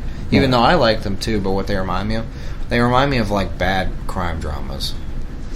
Yeah, that was the other thing. But it's fast-paced. Is that Star-Lord? Yeah. Really? Yeah, I bought it. Where did you get that? From Target. It's $5. I love it. I sent you the picture of me. I know, but I didn't know you bought it. Yeah. That's sick, dude. I was like, fucking, I'm buying it. No, it's amazing. I have a Star-Lord mask. Sorry, I just saw a Star-Lord mask. Anyway, but what I was going to say, though, is beautiful. I love it. I don't want people listening to think that I hate those directors, because I don't. Oh, we've done their movies. I'm just bringing up a point to me to think about. To me, I'm just kind of trying to mention who I feel has a stronger catalog. Like, if I'm on a desert island, it's like, do you want Tobe Hooper's catalog or do you want John Carpenter's catalog? Obviously, John Carpenter. I mean, I think most listeners would agree with that. I don't know if they would or not. A lot of people just, they're dead. It's the best. It's like, well, I see what you mean. In the moment, honestly, I'm going to be perfectly honest. Realistically, John has the most consistent, meaty catalog. He only really made a couple of bad movies his whole career. He did that. Like the last 2 things he did, whatever they were, it was like something. I'll make some people mad with this statement. This is towards Argento. For all the stuff he's done, to me, there's one film and one director that made an artsy, beautiful horror film. Nothing in his catalog, and this is where I have my axe to grind with Suspiria, because I had someone recently tell me that's going to be attending that convention that the movie I'm about to bring up is shit compared to Suspiria. And when I tell you what this title is, it's probably going to blow your head off, even though you love Suspiria and you dig it for its own thing. But the fact that he would even tell me this tells me that he doesn't know a goddamn thing about horror movies. I had someone tell me with a straight face that Suspiria is better than Stanley Kubrick's The Shining. That's the dumbest, foolish thing you could ever tell me. Because I'm going to tell everybody listening, The Exorcist and The Shining are essential horror. If you don't like that, stop listening to me and you can go fuck yourself, because you don't know anything about horror movies. You remember Psycho, you remember the Texas Chainsaw Massacre, you remember The Exorcist. The Exorcist actually was before Texas. Yeah. So Psycho, The Exorcist, because to me The Exorcist changed the whole ball game playing field. And then Tobe did it again with Texas. And then is Suspiria before The Shining? Sure, but you can even throw Jaws in there. Jaws is a better movie than Suspiria. Sure, but it's one of those things where it's just like The Shining to me is artistic horror at its best. It's also Stanley Kubrick, so you can shake your dick at him all you want, but it's... it's fucking... Yeah, it's sick, and he's not overrated, kids. It's like the Beatles. It's essential. You know, it's another art movie that he did that was better than Suspiria. What's that? Clockwork Orange. Love Nasty. that movie. That movie's you want to awesome. see some sick art. That movie's awesome. God. I was a film projectionist at an art house theater, and we got to show that on Friday nights. You think you know shit, and you've never seen a Clockwork Orange. Have a good one. Good day. It's brutal. Malcolm because McDowell, you know why? Because genius. Stanley Kubrick has a weird way of tapping into people's actual natural psychosis, and he brings it out on film, and it's beautiful, and that's real art. With Argento, here's Argento. Argento's like, he's like a fireworks store. It's like, you know, you pull over on the side of the road on your family trip, you're like, oh my god, fireworks, bang, boom, so nice looking, you know. But then you stop into a fucking rickety gas station, and that's you're lost in the middle of nowhere, and you're wondering how the fuck you're going to get back home. That's Stanley Kubrick. So there you go. Well, see, that's my whole thing, and I think a lot of people, and I want to attack somebody else when I'm talking about this. It's the same thing I feel about Quentin Tarantino. I think he's overrated. I've never felt... I realize a lot of people, yourself included, and that's fine. I know a lot of people that do enjoy his pictures. I don't. And I think he steals a lot from a lot of things I grew up watching. Look, hear me out on this. I think within what Tarantino he shows where his influences come from to make his own vision. And I get it, because I can see what he tries to do. And he does have his own kind of grit to his movies. He does have his own style. He totally does. His style is too whitewashed with the shit that he likes too much. You know what I mean? Like, you can tell that everything he does has to have a spaghetti western style, and then it has to have like a 60s soundtrack, and then it has to have 90s like cheeseball humor, like racist humor, and then it's got to have Bruce Willis somewhere, and then it's got to have like ninja Japanese bullshit somewhere. Let's talk about that a second. I do not understand Kill Bill 1 or 2. Like there's just don't get it. There's like Japanese bullshit in everyone's movies. I don't get it. You know where it is in Pulp Fiction?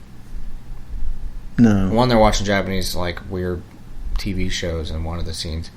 And the other part of it, Bruce Willis chops up dude's dick with a katana. Yeah. Which is, that's it. He's throwing in. He's like, gotta throw it. Like, he's just... His kung fu movie shit. It's what people do now. Well, obviously he was a kung fu fan. He didn't like Bruce Lee, but that pisses me off. He has David Carradine, that pervert, in his fucking movies. It's one of those things where if you're an aspiring filmmaker, yeah, I can see where all your influence is coming from. It's like, oh, I gotta make like this crazy Rick Baker looking alien so I can do my throwback to The Thing, and then it's like, oh, I gotta do the music for it, and I gotta have a synthesizer that my dad got me for college. And then it's like, I don't know what you're talking about. And then I gotta throw in the spaghetti western like looking people with the handlebar mustaches and the trench coats, and then it's like, oh, you mean J.J. Abrams' Westworld? Is that what you're talking about? Then then you know what all that looks like? I get it. I appreciate the ambition, and some of it's pulling me in. It's like, yeah, this looks cool. Like Hateful Eight, it's like the cast and all that. It's like, oh, this looks cool. And you know, Hateful Eight was an okay movie. Was it 4 hours long and I wanted to jerk off and go to bed? Yeah. But Kurt Russell and Samuel Jackson, that's what kept me in it. Because I like the actors. Sure. I'm in it for them. I'm not in it and I'm like, Tarantino, gotta fucking go. Well, I mean... It's more or less... at this point with Tarantino... I didn't like Hateful Eight. I like Django. Love Django. I thought that was a good movie. I watched once. I don't own it. I probably won't watch it again. I appreciate what he does. But it's one of those things where it's like, I still don't. But the only reason we appreciate it is because he pulls on our heartstrings stuff we already fucking like, because that's what he's doing. He's making movies for him that he likes stuff from. and people like us that like spaghetti western shit and you know, all this other stuff, like, he knows how to bring people in that like that shit because he likes it. But when you want to see something out of nothing, that's different. You know, people like Wes Craven or George Romero and John Carpenter, they made shit out of nothing. Did they all make Stephen King movies? Yeah. But they also made it better than anybody could. I mean, look at everyone else that's making Stephen King movies. No, you don't talk about them, do you? No, you don't. Well, and I want to touch on that a second. He's another one. He's not getting any younger. I want people to, because I don't know how you feel about this. If John died today, I want to feel like I enjoyed his catalog, and I know I did. I can't name one thing. You know. Whereas I'm just being honest about this. With a lot of these other directors we're talking about on here, it was pieces of their catalog I enjoyed, some more than others. Here's the other thing too: if you I'm just going to be honest with you. I mean, to me, Clive Barker dying is a bigger deal to me than George Romero dying, because I grew up on the Hellraiser shit. I mean, that and Nightbreed's great, and you know, Rawhead Rex is a cult but I mean, classic. I mean that guy. I just want people to know this. That's really special stuff to me, because it still scares me to watch the first Hellraiser. And Mark Hamill's creepy in this movie. I don't know, Mark Hamill with that mustache. I don't think I've ever seen him with a mustache before. It freaks me out. He's got that in the and he's also like, Corey, remember me from your childhood? I'm about to eat some pussy with my mustache. So he's like, it's freaking me out. It's really gross. I don't want to see him with a shirt off. But anyway, unless he's in a Bacta tank. But this is so gross. I don't like this. But listen, but here's ruining everything. He's like, "Hey Corey, remember me? See, I love him. I'm your favorite Jedi. He's the Joker. See Mark Hamill's fucking ass and balls. You did. You just saw his bag and balls. He's just. You saw the Jedi. I don't even bag. know what's going on. He's just like eating. Look, this God, I literally just saw his bag. Rewind for a bag freeze. Saw his fucking Sarlacc pit right there. God damn it. No, rewind. There's literally a bag shot. I know. I saw. Do it. No, really. No, I'm not watching. Dude, let me see the bag shot.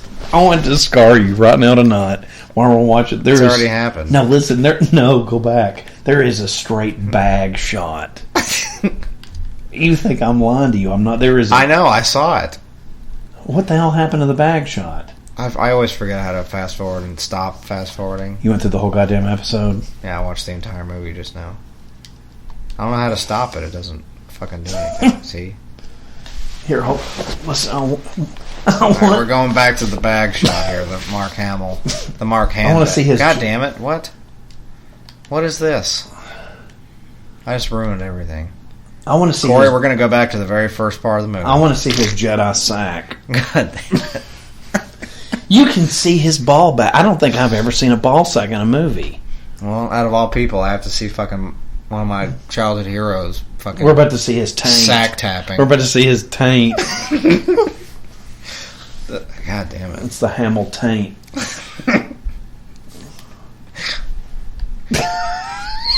What people don't know is his taint actually looks like the Emperor's face. It's like Ian McDermott's face. He's like, grab your balls and strike me down. So what happened? The thing crawled into his eye? Yeah, and then he starts thrusting this grandma here with this fucking bag. It's so gross. Wait. It's like, strike me down with all your hatred that you didn't know you had her. Fill my vagina with your Jedi bag. You have to promise me you will do a straight bag shot. God damn it. I mean a real one. I don't want a butt shot. There is a straight bag shot where his Jedi nuts are hanging. That's Dr. West's Hobbit name. It's Vincent Bagshot. You think I'm joking? You could see, dude. It's disturbing to see his. No nuts. shit, and you're making me watch it again. I am. I want you to see his. He's got his like worm eye nut sack. He's got like a rape eye that can see shit. It's fucking weird. Did you really just go through it? Don't do it, man. I don't want to see his ball sack. It's fucking funny. He's like, I'm going to strip down to my kids and show you my bag. He just looks weird. I don't like him wearing all sweats. It's fucking freaking me out. He's eating popcorn out of the He's like, fucking... Corey, I'm going to babysit you tonight and you're going to see my balls. You're going to see Daddy's lightsaber. God damn. I don't think you've passed it yet. Son of a bitch. No, I don't think you've passed it, have you? No, you haven't. Well... Yeah, it's right there. Okay, come on, I want to see his beans. Wait. No, there's a shot where you... Don't do anything. We're going to watch this... Okay, play. We're going to watch this whole scene again. So this is where Mark Hamill gets super rapey with the Force. He becomes one with the Force. With the forced entry. He's about to chow on her wretched cooter. And he Jedi mind tricks her. He's like, no means yes. She's like, God, go She's ahead. like, no means yes. I'm going to get you a shirt of just that right there. Ew. Yeah, Fright Rack's gonna put out where he's like, he's getting a 2-piece. He's getting a real deal for $5. Hold on. Ball bag for $5. No, Ball bag. There's a straight. This is disturbing. He starts like nailing her. That's fucking gross. Ah! Wait a minute. There's a shot of his Just bag. saw it. No, that's not it. You can actually see. No, look. There's literally a shot of his hanging scrot here. I just saw it. No, it's worse. Oh! I think you can see some of his fucking shaft, too. His saber. It was his beanbag. Oh. Use your cock, Luke. Find your lack of hair disturbing. I mean, that thing Use was the porn head, safe. Luke.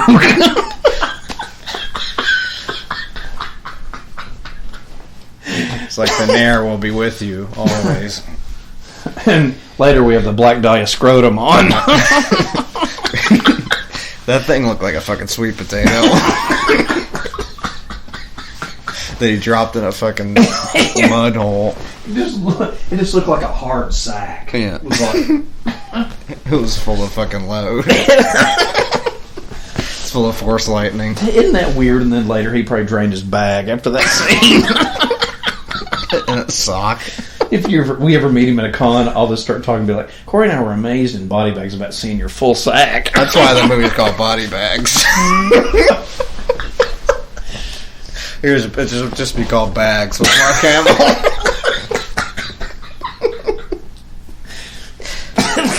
John Carpenter presents Bags. Yeah, see, look, that's something special John's done. He's ruined your childhood hero with the ball sack. What a great catalog John thinks. He's like, hold on, we got to get a close-up of his sack. Actually, this is the Hooper one, so Hooper ruined it. Thanks a lot. Thanks leave for it to showing me leave Mark it to the Hamill's Texas bag. guy. Yeah. He gave you Leatherface and Mark Hamill's bag. Leatherface and leather sack. Yeah, directed by Tobe Hooper. Bastard. Saw his fucking Jawa. No, but I love Toby because of Texas. Some of his other stuff's cool. Like I said, I mean, I dig it. I love Eating Alive. I love that movie. We need to actually do that one. That was fucking great. raunchy. Is that Arrow put that out? Yeah. But what I was going to say is, you know, that Blood Rage, I don't even know who directed that movie. Give me that movie any day over some movies. Well, you and I are more slasher guys and gore. We are. Yeah. And it's hard to... You can't But really, I'm asking you, I'm putting you on the hot seat right now. I never got to finish this. Just real quick. We'll do this in 2 seconds. Suspiria or The Shining for you? Which one is it? Shining. Suspiria for me is more of a delicacy. It's like, I don't need it, but I like it. I like it around. I got you. That makes sense. No, it makes total sense. Do I hold it at high regard? To the Italian stuff, yeah, but you know how I roll. Italian and American are two separate things to me. They really are. I don't put them both into the same window. You can't. No, they're you two can't. different. They're two completely different. And plus, the Italian filmmakers were inspired by the American filmmakers. You know, Fulci wouldn't have done some of his best movies without George Romero. And Argento wouldn't have done a lot of his movies probably without John or Tobe Hooper or Wes Craven, you know? It's true. Or Alfred Hitchcock, you know? So if anybody wants to suck anybody's dick in horror, it's Alfred Hitchcock and Vincent Price. And the Hammer horror guys, you know, Christopher Lee and Peter Cushing. You got to give it to those guys too. I love those guys. I mean, just as actors and as prolific. No. I'm a huge fan of that stuff, and you know, it's brilliant, and you know, but they all there's a lot of stuff to me though that's overrated. Well, you know what the funny thing is? There's a lot of stuff that's overrated. Here's my. I'll go into two things here real quick. All those guys. You got Craven, Hooper, Carpenter, Cronenberg, Romero, Cronenberg, Barker, Stephen King. I'll throw him in there. Well, he's involved in it, of course. And then you got the actors in there. You got your Vincent Price, and you got Alfred Hitchcock doing his films too, and you got all those guys. But what is it all built up to now? Not shit. Everything that they've done is still the top shelf, and it'll never be dismantled. And what we have today, it's sad to say, is nothing. Everything we've had from horror has already been done, and there hasn't been anything good. You know what my favorite stuff is that's out? There hasn't been anything good since. Can you guess? Do you know what my favorite... Like new? Yeah. The Conjuring stuff, I love it. That stuff's good, but that stuff's I love it. You know? I love it. I don't know why. Those guys aren't... I haven't seen the new Annabelle, but I love the two Conjuring movies, especially the last one. God damn, that movie's awesome. I should throw in Friedkin, too, from Friedkin, whatever. You got to give Friedkin, man. Yeah. You got to give Friedkin, man. You got Blatty, too, for doing, 3. And I think for the Conjuring, that's more your Kubrick and your... But see, that's one of your boys in a weird way. No. You grew up with the Saw films. That's him. Yeah, it's James Wan. Yeah. And I like him. He has... Dude, those Conjuring... Dude, I love that last Conjuring film. Here's the thing about James Wan. He doesn't display his influences. Everything that he does in his movies are him. Does he have influences? Of course he does. Nobody just... He doesn't really talk about it, though, which I think is cool. But he doesn't throw it out there. Tarantino, he's not a horror guy, but he's like, yeah, I gotta love my spaghetti westerns. That's the shirt I'm getting you right there. Yeah, that's actually pretty awesome. It's Mark Hamill's just his eyes making him a serial killer. But he throws his influences out there to where you can see it in his movies. Yeah, this is crazy. But I want you in those sweats. Be Mark Hamill for Halloween. I can do the Blood Rage too in those sweats. I just need a different shirt, different sweatshirt. God, he looks nuts. Look at him. I'll get a print of him from this movie. He'd be like, "Really? You don't want the Luke Skywalker?" It's like, "No, believe me, I want the Luke Skywalker, even though you don't sell them at your table. I'll take the fucking body bags." That's the shot. Can you sign your bag? Yeah, sign your ball sack. But James Wan doesn't display his influences, and you don't see it. He has his own Look, style. We'll throw him in the mix here, because I want to talk about this a second if you haven't seen it. And I really want to give him credit for this, because it actually impressed me. Let me get my phone. But I don't know, man. Nothing's really impacted anything. Now, I want to tell you something I watched recently, and I never saw it. And I want to just tell you how much it actually freaked me out. Like, I'll give him all the credit in the world for it. And I'm not a fan of this guy normally. But I'm going to pull it up here because I can't remember the name of the damn movie. I think I know the name of it, but I don't want to say it and sound like an idiot on here. So, but I'm going to give this man all the credit in the world just for this film. Okay. Give me 1 second. I just got to find his catalog. I realize a lot of probably of our horror fans out there probably are a big fan of this guy. And he's not new, but he's there. His name's out there, and he's very popular, and a lot of people know who he is. So, but I want to give him all the credit in the world for this film, because I watched it the other night on Hulu, and I was like, you know what, this is fucking good. I want to see how old it is. Okay, it's actually from 2015. God, that's weird.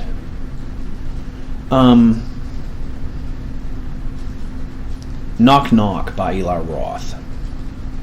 Somebody asked me about that earlier today if I'd seen it. I loved it. Really? Keanu Reeves. Mm-hmm. Yeah. That movie's fucking nuts. Is it? It's fucking nuts. And it's original. Guy has a 3-way with these 2 hot sluts that supposedly his car broke down. Ooh, then they come back to the house to fucking rob and kill him. Yeah. I mean, I liked it. And that's another thing, Eli Roth. The only thing that you can see that's he has influence from is the Italian stuff based on his gore factor. But everything else, he does his own thing. He has his own sense of humor that he brings to the films. And, you know, say what you will about Eli Roth. Do I like all of his movies? Not really. I respect the guy. He knows a lot about horror.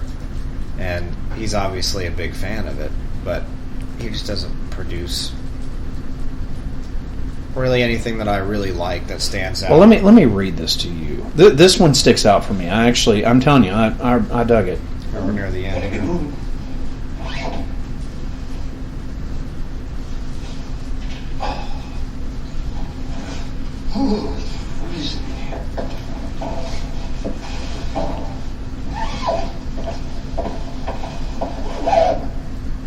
Night.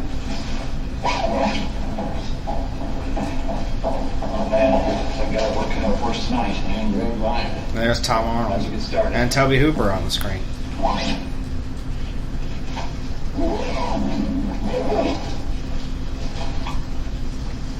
Another John Doe, huh? Severe trauma to the abdomen, I see. Really? What's your first clue?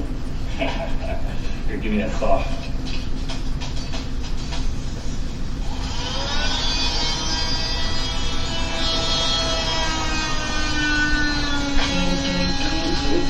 I'm gonna get some coffee, man. Hey, give me some too, buddy.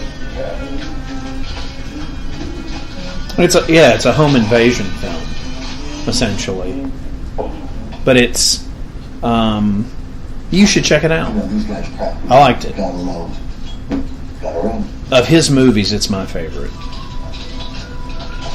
It and the first Hostel. The second one I didn't really like, but the third one's garbage. But he didn't direct it. But Yeah. Not good. But it's another one. If you look at Eli Roth's career, he's not really a horror director. He just touches on horror. What have you been drinking? I think he's a fan of it, but I think he just kind of touches on it. He kind of plays with it. Do you know what I mean? It's not his... I mean, it's what I know him from, and probably you would refer to him too. But if you look at a lot of his movies, he produced the new Baywatch film with The Rock. Yeah. So, I mean, I think he's all over the place. But is it over? Yeah. And there's Body Bags. But which John Carpenter as the coroner absolutely loved as the the little breaks in between. I think that's brilliant. But I'll wrap this. All I'm saying was it's pretty cool. You should check it out. It was better than Green Inferno. I'll tell you that. Oh, somebody we haven't been mentioning this whole time, and I feel really bad about as a horror great is fucking Sam Raimi. Yeah, the thing with him, man. All he has is Evil Dead. Yeah, because really, I felt, and I've never talked to you about this, I felt betrayed by him when he did the Spider-Man films. Even as big a fan as I am of comic book stuff. And then supposedly he went back to that with that one movie, and I thought that movie was a piece of dog shit. Terrible. It's a terrible film. At least with that, he tried to do more slapstick horror stuff, but it just didn't work. Didn't work for me. A lot of people like that movie. I don't like it. It was way too slapstick, and it was just dumb. But he had the car in it. He had a lot of the stuff in there, but it was just, I don't know. But to me, Sam, it's those 3 Evil Dead films. That's all you need, though. There's coroner's makeup, Rick Baker, Canby effects. Really, Sam Raimi gets all the credit for doing that, bringing the Canby guys out in the open. It's huge to have all those effects guys in those movies. Well, Nicotero's made all that global now because he's the most successful one. And honestly, of all those people, definitely the richest. I mean, he's made more money than Tom Savini ever will. Yeah. And even though Tom was his, professor, if you would, his teacher. But I don't know, man. I've always been weird about stuff like that. You know, what certain people were into, maybe I shied away from or whatnot. But all the stuff that I brought up tonight, there's a reason for it. I mean, none of the people that I brought up I don't like, except the ones I've specifically said I didn't like. But as far as Argento or Romero or Tobe Hooper, Wes Craven, I think all those things are important. But what's interesting to me is I find with all of those gentlemen that have passed away, I can see Tobe Hooper not really leaving so much of a legacy besides Texas. I just don't think a lot of people are going to be that remorseful about it. They are in the moment. And Wes Craven, people can say whatever they want about him. Created Freddy. That's huge. Did Hills Have Eyes? He also but the Freddy thing is huge still. It's huge. It's huge. It was his meal ticket. Whether people realize, I don't think he needed the Scream stuff. No, he didn't. And he made dumb money off that shit, crazy, stupid money. Mm-hmm. But Freddy, I mean, what's more kind? Toby's is Leatherface, his is that. George's is the zombie stuff. I mean, they all have their iconic thing. Where you go to, but everybody, and I just don't get this. Everybody to me always tells me that Argento, it's Suspiria. It isn't to me. It's just another one of his films. Yeah. And I guess that's my big problem with all the Italian stuff. I don't have any of that stuff that just sticks out where I'm like, this is amazing. Yeah. Because it's different. It's very different. Here's another horror director that we didn't mention that I think is very important, and I'm not trying to drag this out, but it's important I think that I mention him. You sort of touched on this earlier, but give me Clive Barker, give me Stuart Gordon, give me Brian Usna. Oh, yeah. Because Stuart Gordon and Brian Usna don't get any fucking credit. They were consistent, too. They did. Gordon for just Reanimator and From Beyond. That's a meal ticket right there to me. And then you got Society, and they did The Dentist, which scared the living dog shit out of me. Arrow's putting that out, by the way. Return of the Living Dead. Did you hear me? Buying it for the scare factor. That movie scares the shit out of me. Yeah, it's a horrific. Still. And I knew it had to be. I figured that out with Ken when we were talking to him. I was like, that's a goddamn Usna movie. Goddamn, that makes sense. And Return of the Living Dead 3 scares the shit out of me, but I love it. And that's, Vestron, of course, and we'll do that one. But that's a Usna zombie film. It's amazing. And you can tell by the fucking effects in it. And the zombies are brancho nasty. Those guys are great because of the serious gore factor, and they got a whole different level of black comedy that they add to their horror. But yeah, everybody adds. Tommy Lee Wallace. I mean, we sit here all day long mention honorable mentions, but I think Clive Barker for just Hellraiser alone. Definitely. I mean that Pinhead, man. There you go. We were talking about all the mill tickets. That's Pinhead, man. That's a huge, huge character. People know who the hell that is if they've ever watched horror movies. You can also go Tom Holland too for Chucky and Fright Night. You got to give him for Chucky, man. I mean, Fright Night's huge. That's another classic. So Tom Holland's up there as he's doesn't get any credit either. If you check out Tom Holland's TerrorTime.com, it's a great site. If you want to get some real good horror news every day, Tom Holland's the fucking man for sure. But it's interesting. You can always have. Love me some Chris Sarandon too. He's the shit. The Resurrected. Get that shit too. That shit's out.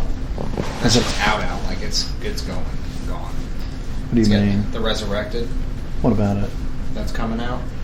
It's already going for a lot of money. I guess people already have it. The Resurrected. It's not a special run of it. There's like a steelbook of it that's out. From Scream Factory? No, it's Region B, I think. Now that I think of it. About to say that Scream Factory's putting that down. That one's coming out late September. They're putting down. Whatever. But that movie's really good too. Isn't that one Fred Decker? Maybe, I don't know. I don't remember. That one's good. All I care that he did was Monster Squad. I give a shit about the rest of his career, but a lot of horror directors, I think, they come in waves and they go in waves and they push themselves creatively to the limit. And I realize that John Carpenter's done that at this point, but to me, his catalog is so precious to me. It's just Yeah, from Assault on Precinct 13 to fucking Halloween, fucking, you know, I don't know, man. Christine, every time it's on, I'll watch it. It's just so good. I love that movie. And I got to be in a mood. You know, they're great because they're all different types of moods for me. But anyway, Black. Also, honorable mention. Gotta give it to our boy Don too. Just for the fans. Man, Don Coscarelli is fucking awesome, and even if he just gave us the first Phantasm, and that's it, still awesome. Well, I mean, that's what huge contribution. I mean, he's done other stuff, but that's his jam, man. That shit's awesome. I love that shit. But it's huge. It's all a matter of what you guys can appreciate. But I think, and it goes with metal too. There's elitists in both categories, and I think.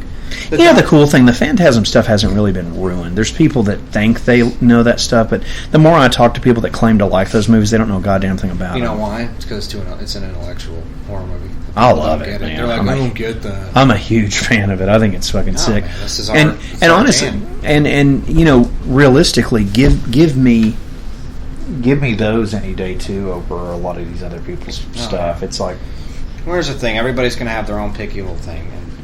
It's weird though, being Canadian, that I don't like more of the foreign horror stuff, but I really don't. I wasn't raised on it. I was raised on the American stuff, you know, and that's why I'm always going to go. Oh, I like it. I own some of it because I'm the gore Christ. I like that stuff. But as far as Argento, it's like, do I respect the guy? Yes. Do I love Suspiria? Can you name my favorite foreign horror film? Out of all of them. It's not a famous director. He's known, but it's not. Yeah, it's easy. There's two, but there's the one big one. This was supposed to come out this year on Blu-ray, and it's never shown the light of day. But The Church is my favorite foreign Italian horror film. My second one is. Well, you like Bava. You like Mario Bava. I love Cemetery Man. That movie's fucking awesome. I got that one. That's a good one, and I'm a big fan of the first Demons movie. That's more my thing, and it doesn't have the hipster music in it. It doesn't have the fucking But you have those guys in the Italian horror scene that are just as big, to what we know as Romero and Carpenter and all that. Sure. Over there is, I do like Mario Bava. Right. I really do. Mario Bava's the big dog, and you got Ruggiero who did Cannibal Holocaust, and you got. I've got that. I've got all that shit. Fulci and Argento. But it's one of those things. It's more for me for collect. I never watch that stuff, except for my DVDs that I do watch The Church, and I do watch Cemetery Man, and I do watch. Here's what I get out of Italian horror that I like about it, and what differs. That's my favorite Fulci movie right there. It's nasty. Nasty. Here's what separates it, or Argento, from the rest of the Italian stuff. I'm not even saying he's better. I'm just saying that's what makes him different. It's too artsy. Yeah, all the other horror guys and the Italian horror shit, all their stuff is very raw, and it seems really real the way they film it. So it's believable, and the gore looks good. It's very practical. It's not over the top to where it's like, that's stupid. It's the only thing wrong with it. It's a slow pace. A lot of the time, the soundtrack's really weird. They use American actors, and the dub looks stupid. But it's campy in its own way. The way 80s horror in the U.S. was just cheesy because they picked, 35-year-old people to play 18-year-olds, and it was just like cheeseball humor. But in Italy, it was just like the way it was shot is what made it campy and goofy. But it worked in its own way. Whereas Argento was like the Spielberg of the Italian horror, where he just made it like tried to be Kubrick and all. I guess in Italy that makes in Italy it works for him. But in here, for me, it doesn't. Like, I get what he does. I do. I like Tenebrae because it's a slasher, and he's getting Don't do it. Don't attack me. Women are getting. Do it. Don't do it, cat. She's trying to attack. She's not going to do anything. You ain't looking at her right now. She's about to do that. Come here, Satan. She's fine. Tenebrae is beautiful women getting hacked up, and that's great. For something like Suspiria, it's just a different movie. It's more of like a story-driven thing where it's like suspense, and it's about witches, you know. And Don't do it. I'm watching you. It gets crazy, but it's one of those things where you have to either appreciate it, but you don't like it, or you just flat out don't like it, you know. She's playing a game with me. Anyway. She's saying. It's not that I don't. I think, to me, I never,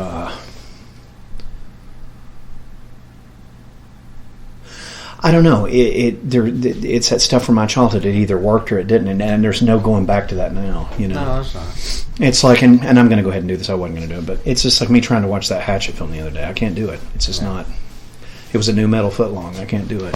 It either works or it doesn't. It doesn't work. And the thing with Suspiria, that's the same it's thing. not him or the makeup or the whole story, but honestly, he talks on that documentary of that movie how he wrote that film when he was a kid. It's like, yeah, it's obvious because it's fucking stupid. Yeah. You obviously did write this as a kid because you're a fucking dumbass. You know, and that has nothing to do with anybody in it. It just has to do with, it's a piss poor written story of a movie that got way too much attention. Yeah. It's like, and everybody's like, it's like, oh, it's like, oh, ooh, I'm so fucking scared. It's fucking dumb. It's hard to please. But it bothers me because I remember being like your brothers to be like, man, fucking extreme, man. It's like, this is dumb, is what this is. Well, this is my opinion on the whole thing. I'll wrap this up here. It's really hard to live up to the golden age of horror that just happened like 20 years ago. It's really hard to do. Like, you really can't. No. And Matt Olivo said it best. If you're not old school, you can't make old school. And people try really hard now, and they can't. Because fans are trying to make movies for fans instead of just making a fucking movie. And it's really hard to do. It's the same thing with death metal. Granted, there's a lot more good death metal bands putting out stuff now than there is horror filmmakers putting out good horror movies. Yeah. Which is why we're mainly a death metal podcast. Yeah. But the other thing is, it's weird that there's not other horror movies that are just good. Like what we just watched, this is a fucking turd. But it's entertaining at least. No, it fit for it's brilliant for what we were putting it for, but this is fucking garbage, It's like it's the butt crack of his fucking catalog. Yeah, but it's fun. Give me any of the other stuff. Oh yeah. It's a fun movie. It's better than the stuff going on now. Totally agree. You got a good cast, and it's a TV movie. Yeah, and it feels like one, but it's a good one. But the stuff now just doesn't make any sense. But even guys like Wes Craven, when he was still alive and stuff like that, they weren't making good shit anymore. No, horror's just. Did you ever see Tobe Hooper's Mortuary? Oh my god! I always thought. Or John Carpenter's The Ward. Yeah, I always thought it was the other Mortuary, and then when I put it in, I was like, God damn it! This is that Tobe Hooper piece of shit. It's not the good one, but fucking Bill Paxton. Bill Paxton? No, of course not. That's not what I meant, but. Yeah, but that's what I'm saying. Every time I pick it up, I was like, ooh, this is that movie. Like, this is that fucking Tobe Hooper thing. They really pushed it, and it didn't go to anything. But even then, even John Carpenter, even Coscarelli, that John dies at the end. See, it's not. It's that one's based on a book. Fucking dog shit. Yeah. Compared to his the other stuff, give me anything. Although I do find it weird that he didn't do Phantasm 5. That he passed that off to somebody, and then some fan hack wrote the fucking. Seriously. Yeah. I still like the movie. But it's still just kind of like, really? Yeah. It's like, why the hell didn't you do this? But you'll direct that piece of dog shit for that magnet Canadian film turd. It's like, really? But that stuff's all like direct to Netflix and fucking Redbox garbage. A lot of people think that the horror now, the good stuff is in indie filmmaking. I don't have time for that. the horror I can watch a million times, and I don't even need new stuff. That's the way I see it. It's just like death metal. I don't need any new bands coming out. I like the bands that have been around that still write music. I like Cannibal Corpse, and I like fucking, I can listen to all the Death records a million times, and Morbid Angel a million times, and Mortician a million times. I don't need any of this new shit. Suffocation, still making good shit. Immolation's new record was nasty. I don't need new stuff. And same thing with horror movies. Why do you think they're putting all this shit back out on Blu-ray? Because they know that it's fucking dead, and there's not any good new movies coming out. It's all the old. It's shit. Sad, really, it to is. Think about the but state at the same of it, time, but it's fine with me because I don't need. No, we're keeping it alive. What's new that's going to come out where I'm like, whoa, yeah? It's like the new It'll probably be pretty good, and. I think it looks fucking terrible, to be honest with you. I've tried to promote it on the page and stuff for people, and I don't know. We got shafted by that actor. And it's one of those things where I think it'll be good if you watch it. The previews kind of just make it seem like, and then when you go watch it, it's like, it actually had some substance to it. But the Conjuring movies are great when those come out. Those are actually a saving grace. But those are more supernatural horror. It's not like. Reminds me of The Exorcist. Yeah. Kind of shit. The slashers are kind of dead just because. Tobe, you can't. Well, I mean, that's what I'm saying. To go back to that first Hatchet film, it boasts real American horror. Well, everything is. It's like American slasher horror. It's like, this looks like you shot this on a set of a WB show like fucking Dawson's Creek. And here's the other problem. It does. It's like this super pro shot. Yeah. Like, well, here's the other problem with it. Everything, the way that modernization works now, it's too polished. It looks too much like an MTV film shoot, like where everything is like a million HD, and it just looks too real. Like it's like right. But this is the problem with every horror movie that's come out in the last 15 years that had any chance of being good, is it's too much of a comedy, because instead of replicating the cheeseball stuff that they had in the 80s, because humor's changed with modern comedy changed with modern horror, and it's like this just bullshit insult humor, and it's boring. It's like this tween humor, and they focus way too much on the comedy because they can't make something cheesy. They have to make it funny. When I'm having to sit there to force myself to watch it, it's not good. It's not worth it. It's not good. Like, fuck it, I can't do this. I've done it. Just like I can't do it. We'll do it live. And I watched Don't Breathe, and I watched It Follows. Don't Fart. No, but I mean, I'll watch those because everybody's making these big deal about them. I don't get it. If you can't fight a blind man in a house with the power out, you've got a problem. It's also not scary. It's like, well, why don't you just get the fuck out? It's like, he's got a gun, he's got stuff. It's just stupid. Do I like The Collector and The Collection? Those are great movies. They're a mix of slashers. They're original. They're kind of like the Saw movies, but they did Saw better and made it into an actual slasher movie. I think you would like that Knock Knock. I'm telling you, it's good. Yeah, I'm gonna check it out. That movie's 2 years old, but it's cool. But it's one of those things where it's like, not to say there is no good horror movies, but it's just different. Yeah, I don't like the different though. I don't either. I like the '80s stuff because and the early '90s stuff because they had style to them, and they were real filmmakers making them. They weren't these over-inspired like fucking burnouts. Well, and let's be honest, that Phantasm box set, I'm never going to watch Part 5 again. No, but I'm glad it's in there. I'm gonna watch 1 through 3 and 4 occasionally. Yeah, 4. But because I like 4. Mm-hmm. But it's just one of those things where it's just like I'm like, no, I'm good. I'll admit I'm kind of an elitist dick with what I like, and I like 80s stuff. We both are, and it's I like my death metal the way it was, and I like the horror movies the way they were, and they can't really replicate it, and that's why they're starting to re-release all these CDs on vinyl again and all this stuff. You know why? Because people, they know that it's a dead market for both things, and we can still keep watching the shit we were watching and have a good time with it. So, yep. Live and let die. I had fun talking about all this. It was interesting, and hopefully people don't get too winded listening to it. But a lot of good perspective on it. You guys need to be free thinkers, in this society, especially now with the way the country's going and the world's going.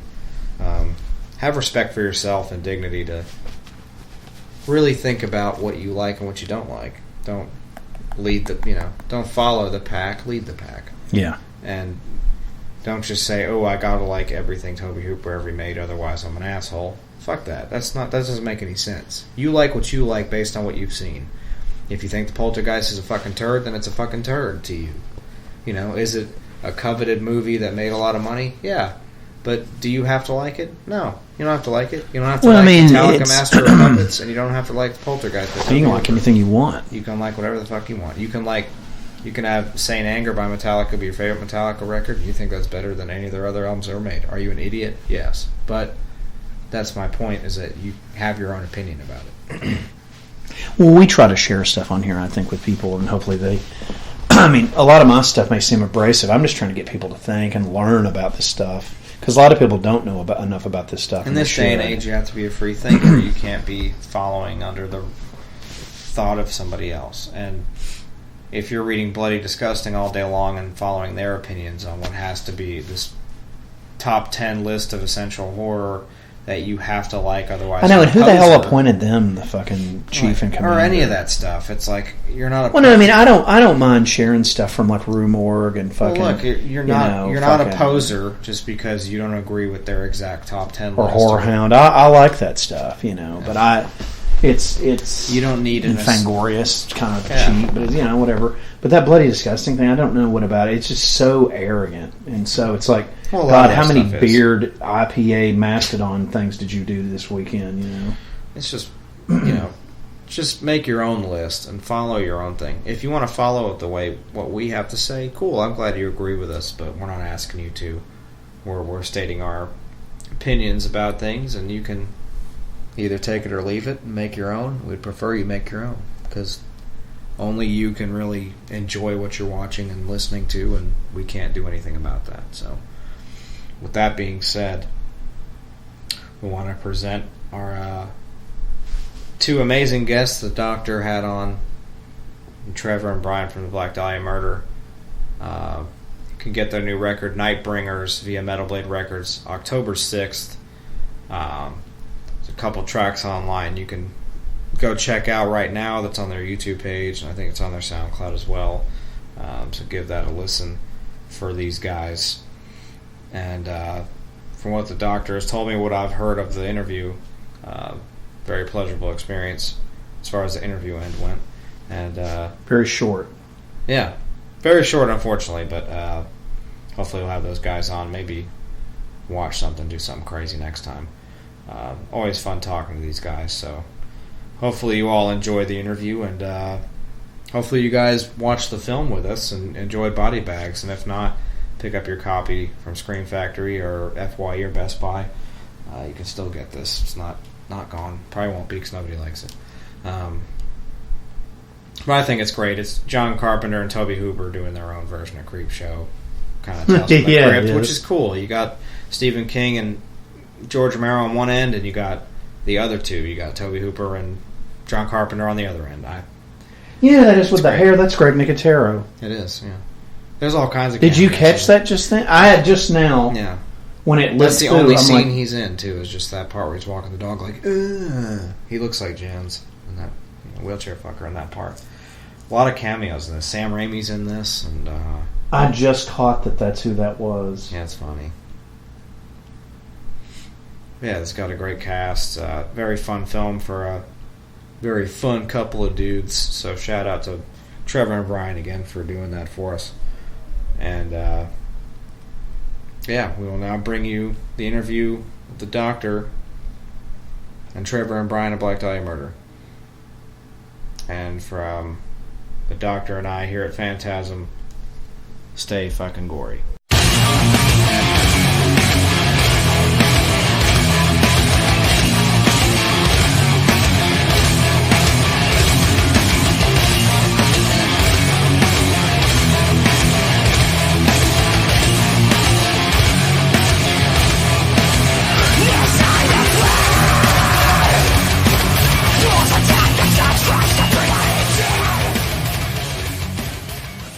Dr. Vincent West with the Phantasm Podcast, and I'm here with one of my favorite bands today. We're here with Brian and Trevor from Black Dahlia Murder. How you guys doing? Good, man. Thanks for having us today. I feel good. Thanks for asking. How are you? Doing okay. Doing all right. Excellent. All right. So you guys are the headliner of the Summer Slaughter Tour. How's that going so far? Oh, I'm good, man. Got a pretty solid lineup here. Definitely love being with Dying Fetus. Their new album is amazing. This is like their greatest era, and we're getting to see it and stuff. So very cool in that way. Origin I really like a lot too. Lorna Shore's cool. It's a good day, man. It's a lot of good bands. It's awesome. A lot of snare hits. Many snare hits, some breakdowns, some solos, some keyboards, the whole 9 yards. A lot of hair. A lot of hair. That's good. A lot of moves. That's great. So you guys have a new album coming out. Yes. Can you talk about that a little bit for us? Yeah, sure, man. It's called Nightbringers. It's coming out October 6th. That's right. On Metal Blade Records. It's our 8th album. It's red. We got pre-orders for sale now at the shows in person, and you can be amongst the first people. The sounds are terrifying and diabolical. Yes. You will die listening to it.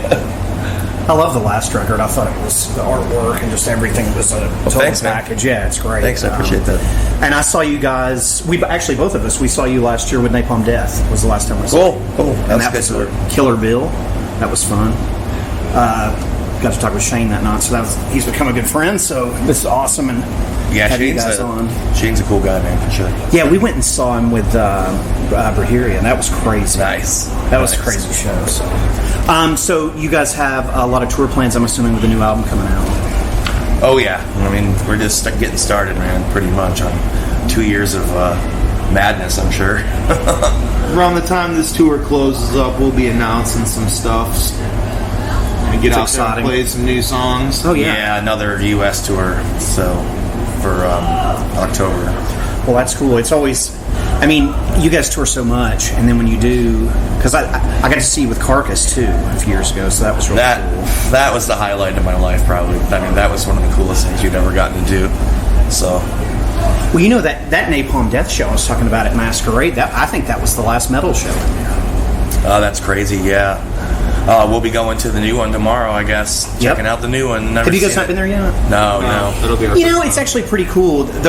We went and saw some stuff there last year, and then it's just kind of become. I don't know. I really like it. Hell's a lot bigger than it was, and then Heaven's really nice. It's a lot.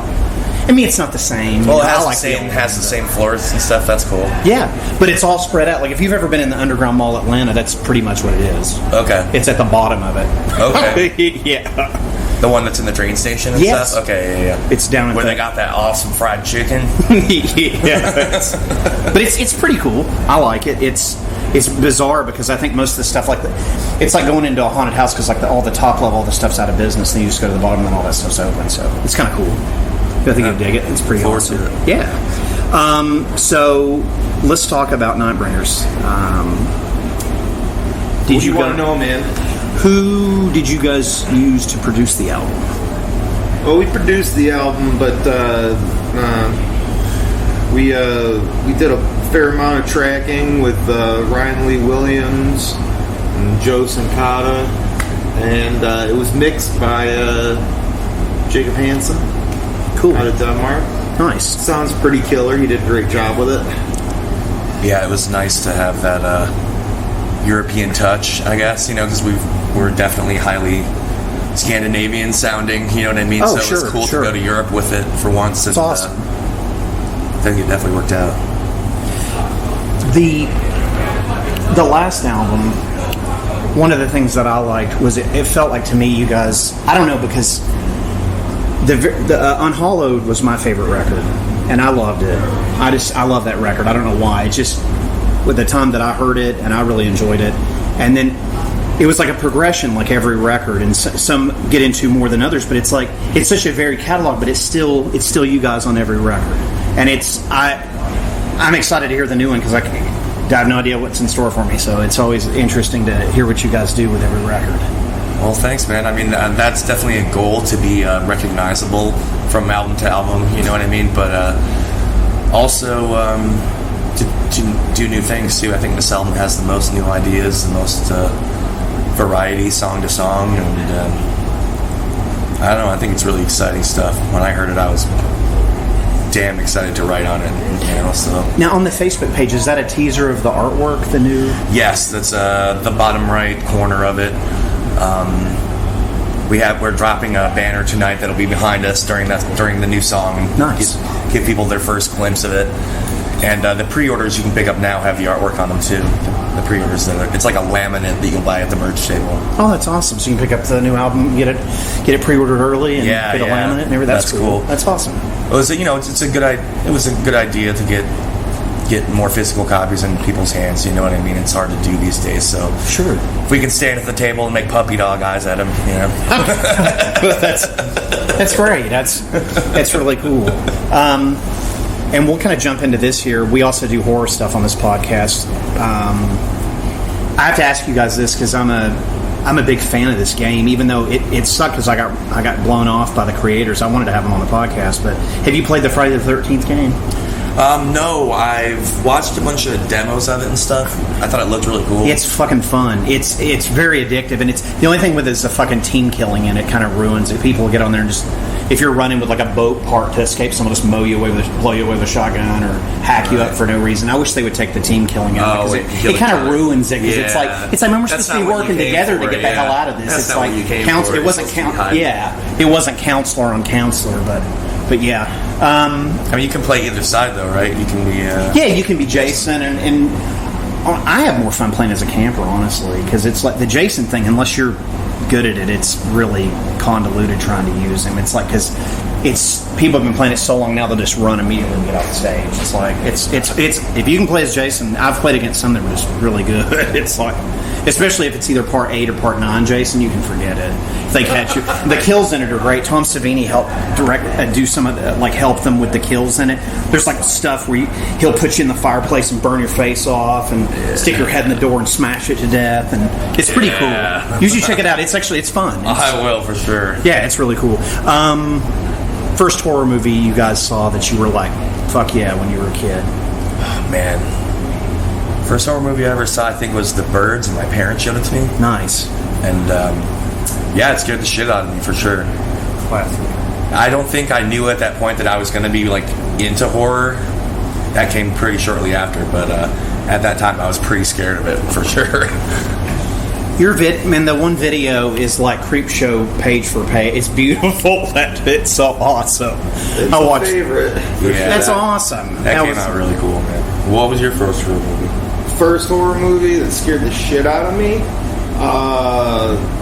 The folks went out for the night, and I told the babysitter we were allowed to watch the VHS that was in the cabinet, marked Night of the Living Dead, 1968. And it didn't go so hot. It was a long night. That was one of the first ones I ever saw too, man. And I had this friend down the street, Mark, and his parents didn't care what we watched. You know what I mean? Like where my parents would have fucking rained on the parade. So, and he had Night of the Living Dead. He had the first Friday, Nightmare on Elm Street. Nice. Today's Wes Craven's birthday too. Really? We're doing this, yeah. And we used to just watch them over and over and over. And sometimes Michael Jackson's Moonwalker. Hey, that's cool. That's a scary one. We played some of that the other day.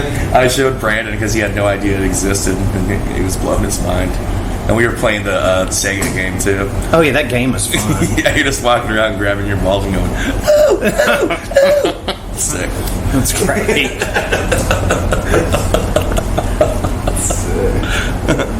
The It movie looks kind of cool that's coming out. I haven't seen anything about it. I've heard people talking about it, and I'm willing to check it out since I love it so much. I hope it's cool.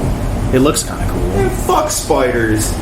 Fuck big spiders. That's your surprise fucking at the end of the movie. That's what's so goddamn scary. You went from clown to big spider. It's like shit. That spider better look fucking tits this time, guys. I don't know who's making I wonder if they'll do... I don't know. You know what's... The movie started as a PG-13 rating. They bumped it up to R, so I have hope for it. See, to me, a horror movie that's put out as PG-13 just says, like, something went wrong here, guys. Totally agree with you. What went wrong? Yep. Couldn't agree more. Have you seen that? There's a Leatherface movie that's going like direct to video or whatever that comes out sometime in October. That could be cool. I don't know. If you watch the trailer, it sounded cool to me, and then I watched the trailer, and it's like the Sawyer family was never together, and they're over-explaining it. Like they're all in like a mental institution. It's like, what? It's like you're over-explaining it. It's like I don't know. I mean, maybe it's maybe cool. I'll watch it, but I don't know. It's kind of weird. You said it, man. You'll watch it. I'll watch it. Yeah, check it out. I somehow saw the second one first when I was a kid. Oh, okay. But we used to watch that a lot. It's a good one. Oh, it's great. Dennis Hopper's fucking hilarious. Yeah, dude. He's freaking out, like, sawing through all the games and stuff. That the old dude at the chainsaw store where he's just like, oh my banana. He's like practicing on that log and shit. Yeah, it's awesome. Like a psychopath. Yeah, it's great. Lots of fun. Yeah, I don't know. There's all these newer horror movies I can't. I know there's a Jigsaw that it's like a Saw prequel that's coming out. I've never watched any of those movies. Me too. I've never seen one. I just never. It just looked painfully new metal. I totally agree with that. That's a perfect description of that. Kind of how they marketed it too. Oh, it totally was. I watched the first one, and I gotta say I was highly entertained.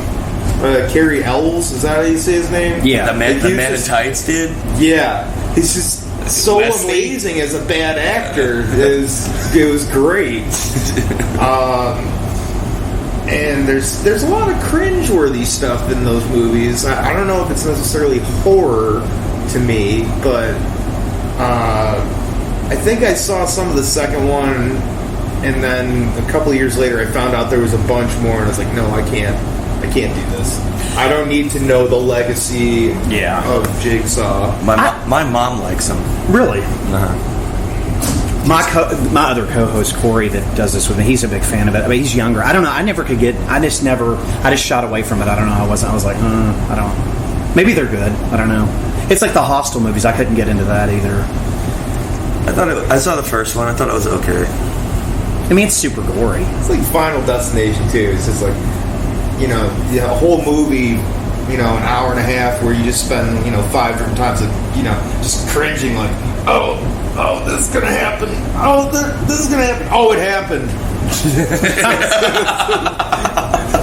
Yeah, some of those were pretty fucked up. That one, I don't remember which one it was. The one where they're on the interstate and all that shit happens. The logging truck, fucking the chains come apart or whatever, and logs. That was pretty crazy. Down, fucking pancake and people's yeah, dude, part two. The big glass pane that fell and just turned someone to jelly. Remember that one? It's like this from a skyscraper or something. Pretty cool. The first movie that I saw that when I was a kid was The Exorcist, and it's one of those. I can't watch it by myself. It sounds dumb. That's awesome. It's still went to see it at this old theater in Birmingham, Michigan, when it came back, when they put in the extra footage or whatever. Yeah, several years back. That was cool. It's a great movie. They put the stairs are now a national monument there. They were going to tear them down. They actually turned the stairs. If you go there, I've only seen it online. I haven't been there. That's cool.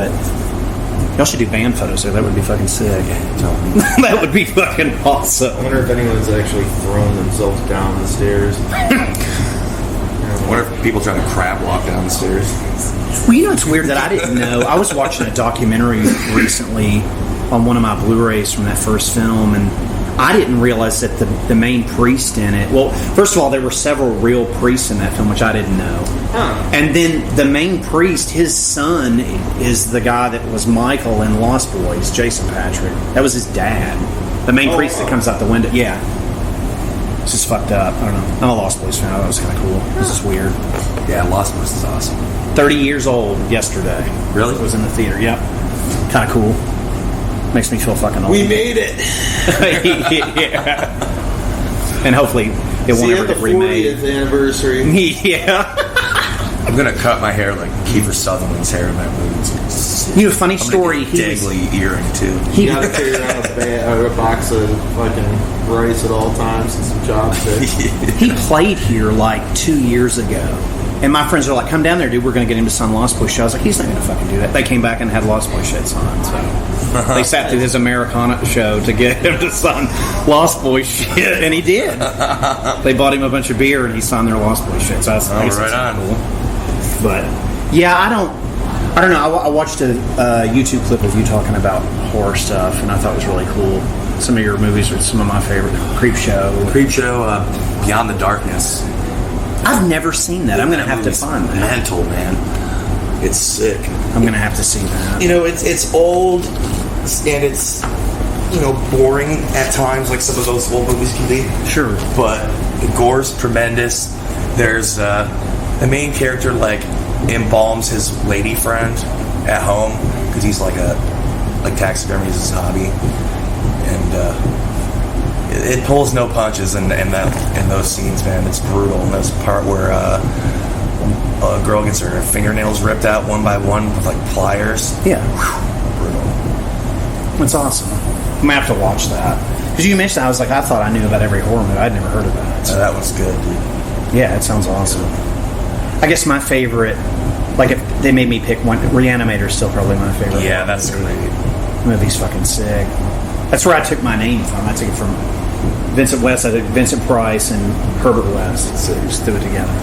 It's the Thing. My two favorite. Love The Thing. Yeah, man. Sport and that's yeah. John, his catalog to me is this, it's stout up until a point. It's like every movie is like, you know, and the scores and just everything. Like Christine's one of my favorites. I love that movie. Of course, First Halloween and fucking The Fog and They Live. I love They Live. I could watch that movie every day. That's one of my favorite movies when I was a kid. Oh, it's so blew great. my mind when I was in like second grade when I saw that. Oh, it's great. That movie's it's so much political commentary in it too. It's fucking great. Well, guys, I can't thank you enough for doing this. It's fucking awesome. All right, thanks for having us, man. It's been fun. Yeah. Hey, this is Trevor Sternat from the Black Dahlia Murder, and you're listening to the Phantasm Podcast. This is Brian from the Black Dahlia Murder. You're listening to the Phantasm Podcast. You know it.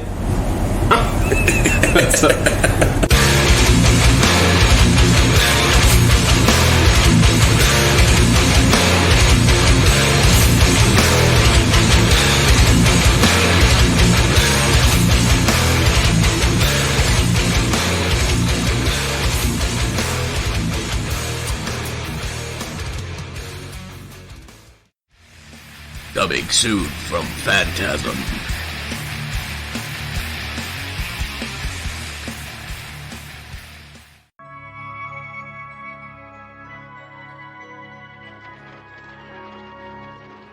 In a time of fear and suspicion, You choose to admit your crimes before man and God? his coming was foretold.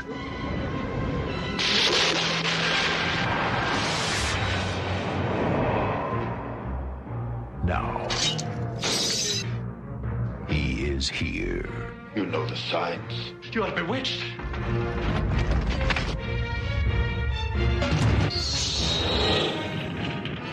He has the face of an angel, Channel me a spirit. the charm of the devil, Hear me when I say he's evil. Evil absolute. and the powers of a god.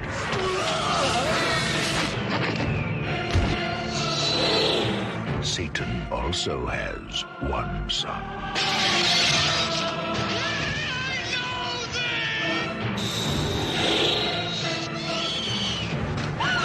For you are the first to have laid eyes upon the new Messiah. Now, an enemy from his past. Who appointed you executioner? And a girl from the present. Do you know what he's capable of? Next time he's gonna kill me. I'll not let him harm you. Are the only hope for the future.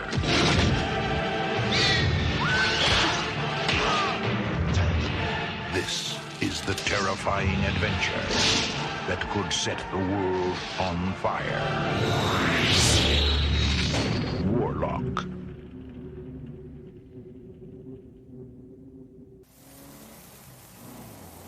Every year, hundreds of young people travel the country and disappear. God help those who get caught in the tourist trap. tourist trap, where beautiful young people looking for excitement are tricked, terrorized,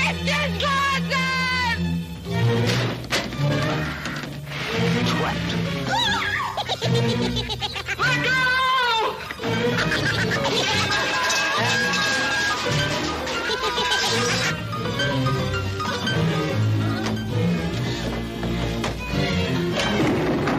Tourist trap.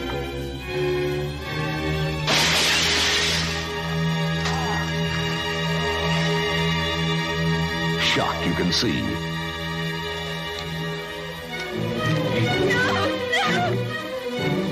Terror you can feel.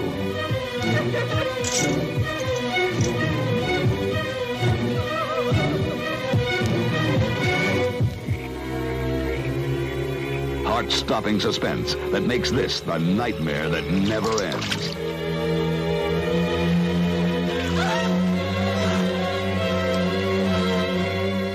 Something crazy's going on at the tourist trap.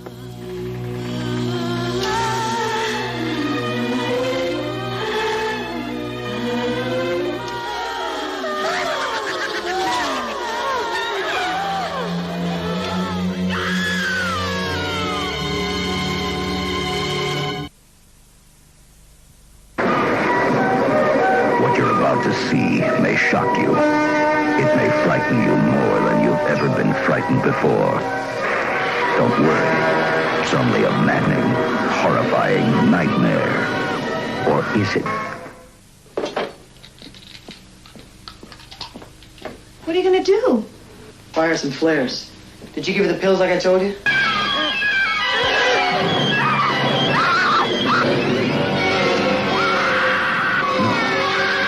Maybe it's not a nightmare after all. There's nothing up here. Are they really alone? Or is there an unwelcome guest?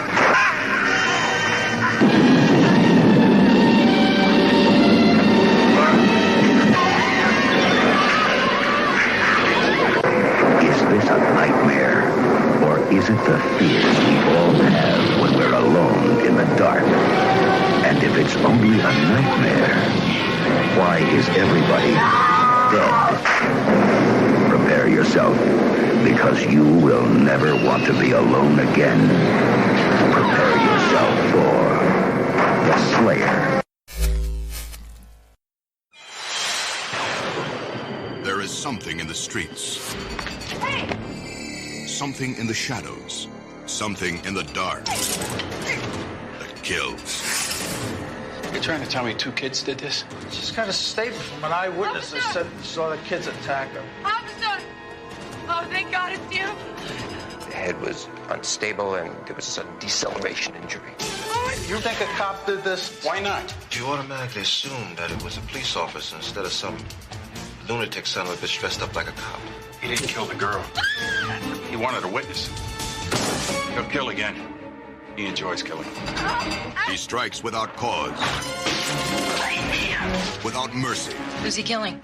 Pushers? Hustlers? Help me! Innocent people. Maniac cop?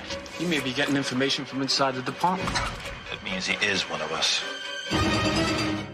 When the killer is a cop, there's danger in every badge. You're not gonna get me. Suspicion in every uniform.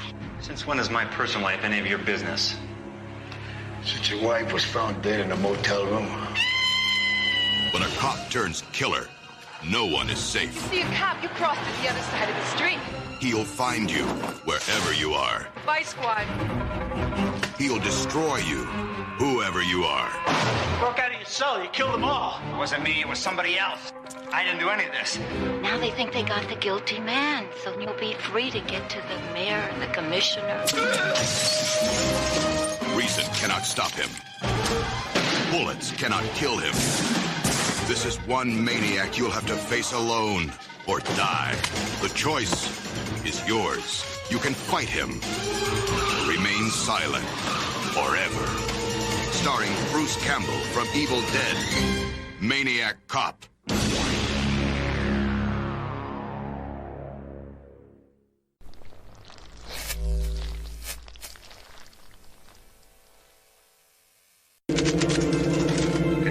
my leg shoppers. It's closing time. The store will be closing in 15 minutes. But the night crew still has work to do. God, we're gonna get in so much trouble. Because there's one last customer who isn't satisfied. No, this creep keeps calling her. He's driving us nuts. Leave me alone. He wants to slash their prices. Who's there? He wants to cut their inventory. You're crazy! He wants to chop until they all drop. I saw him kill Linda. And now, he's turning their retail store... There's gonna be one more killing here tonight. ...into a wholesale slaughterhouse.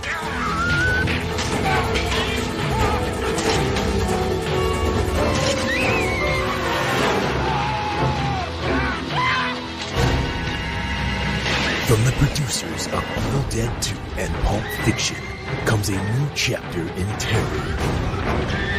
Bruce Campbell, Ted Raimi, Renee Estevez, and Sam Raimi in Intruder, a new dimension in terror. I'm just crazy about this store.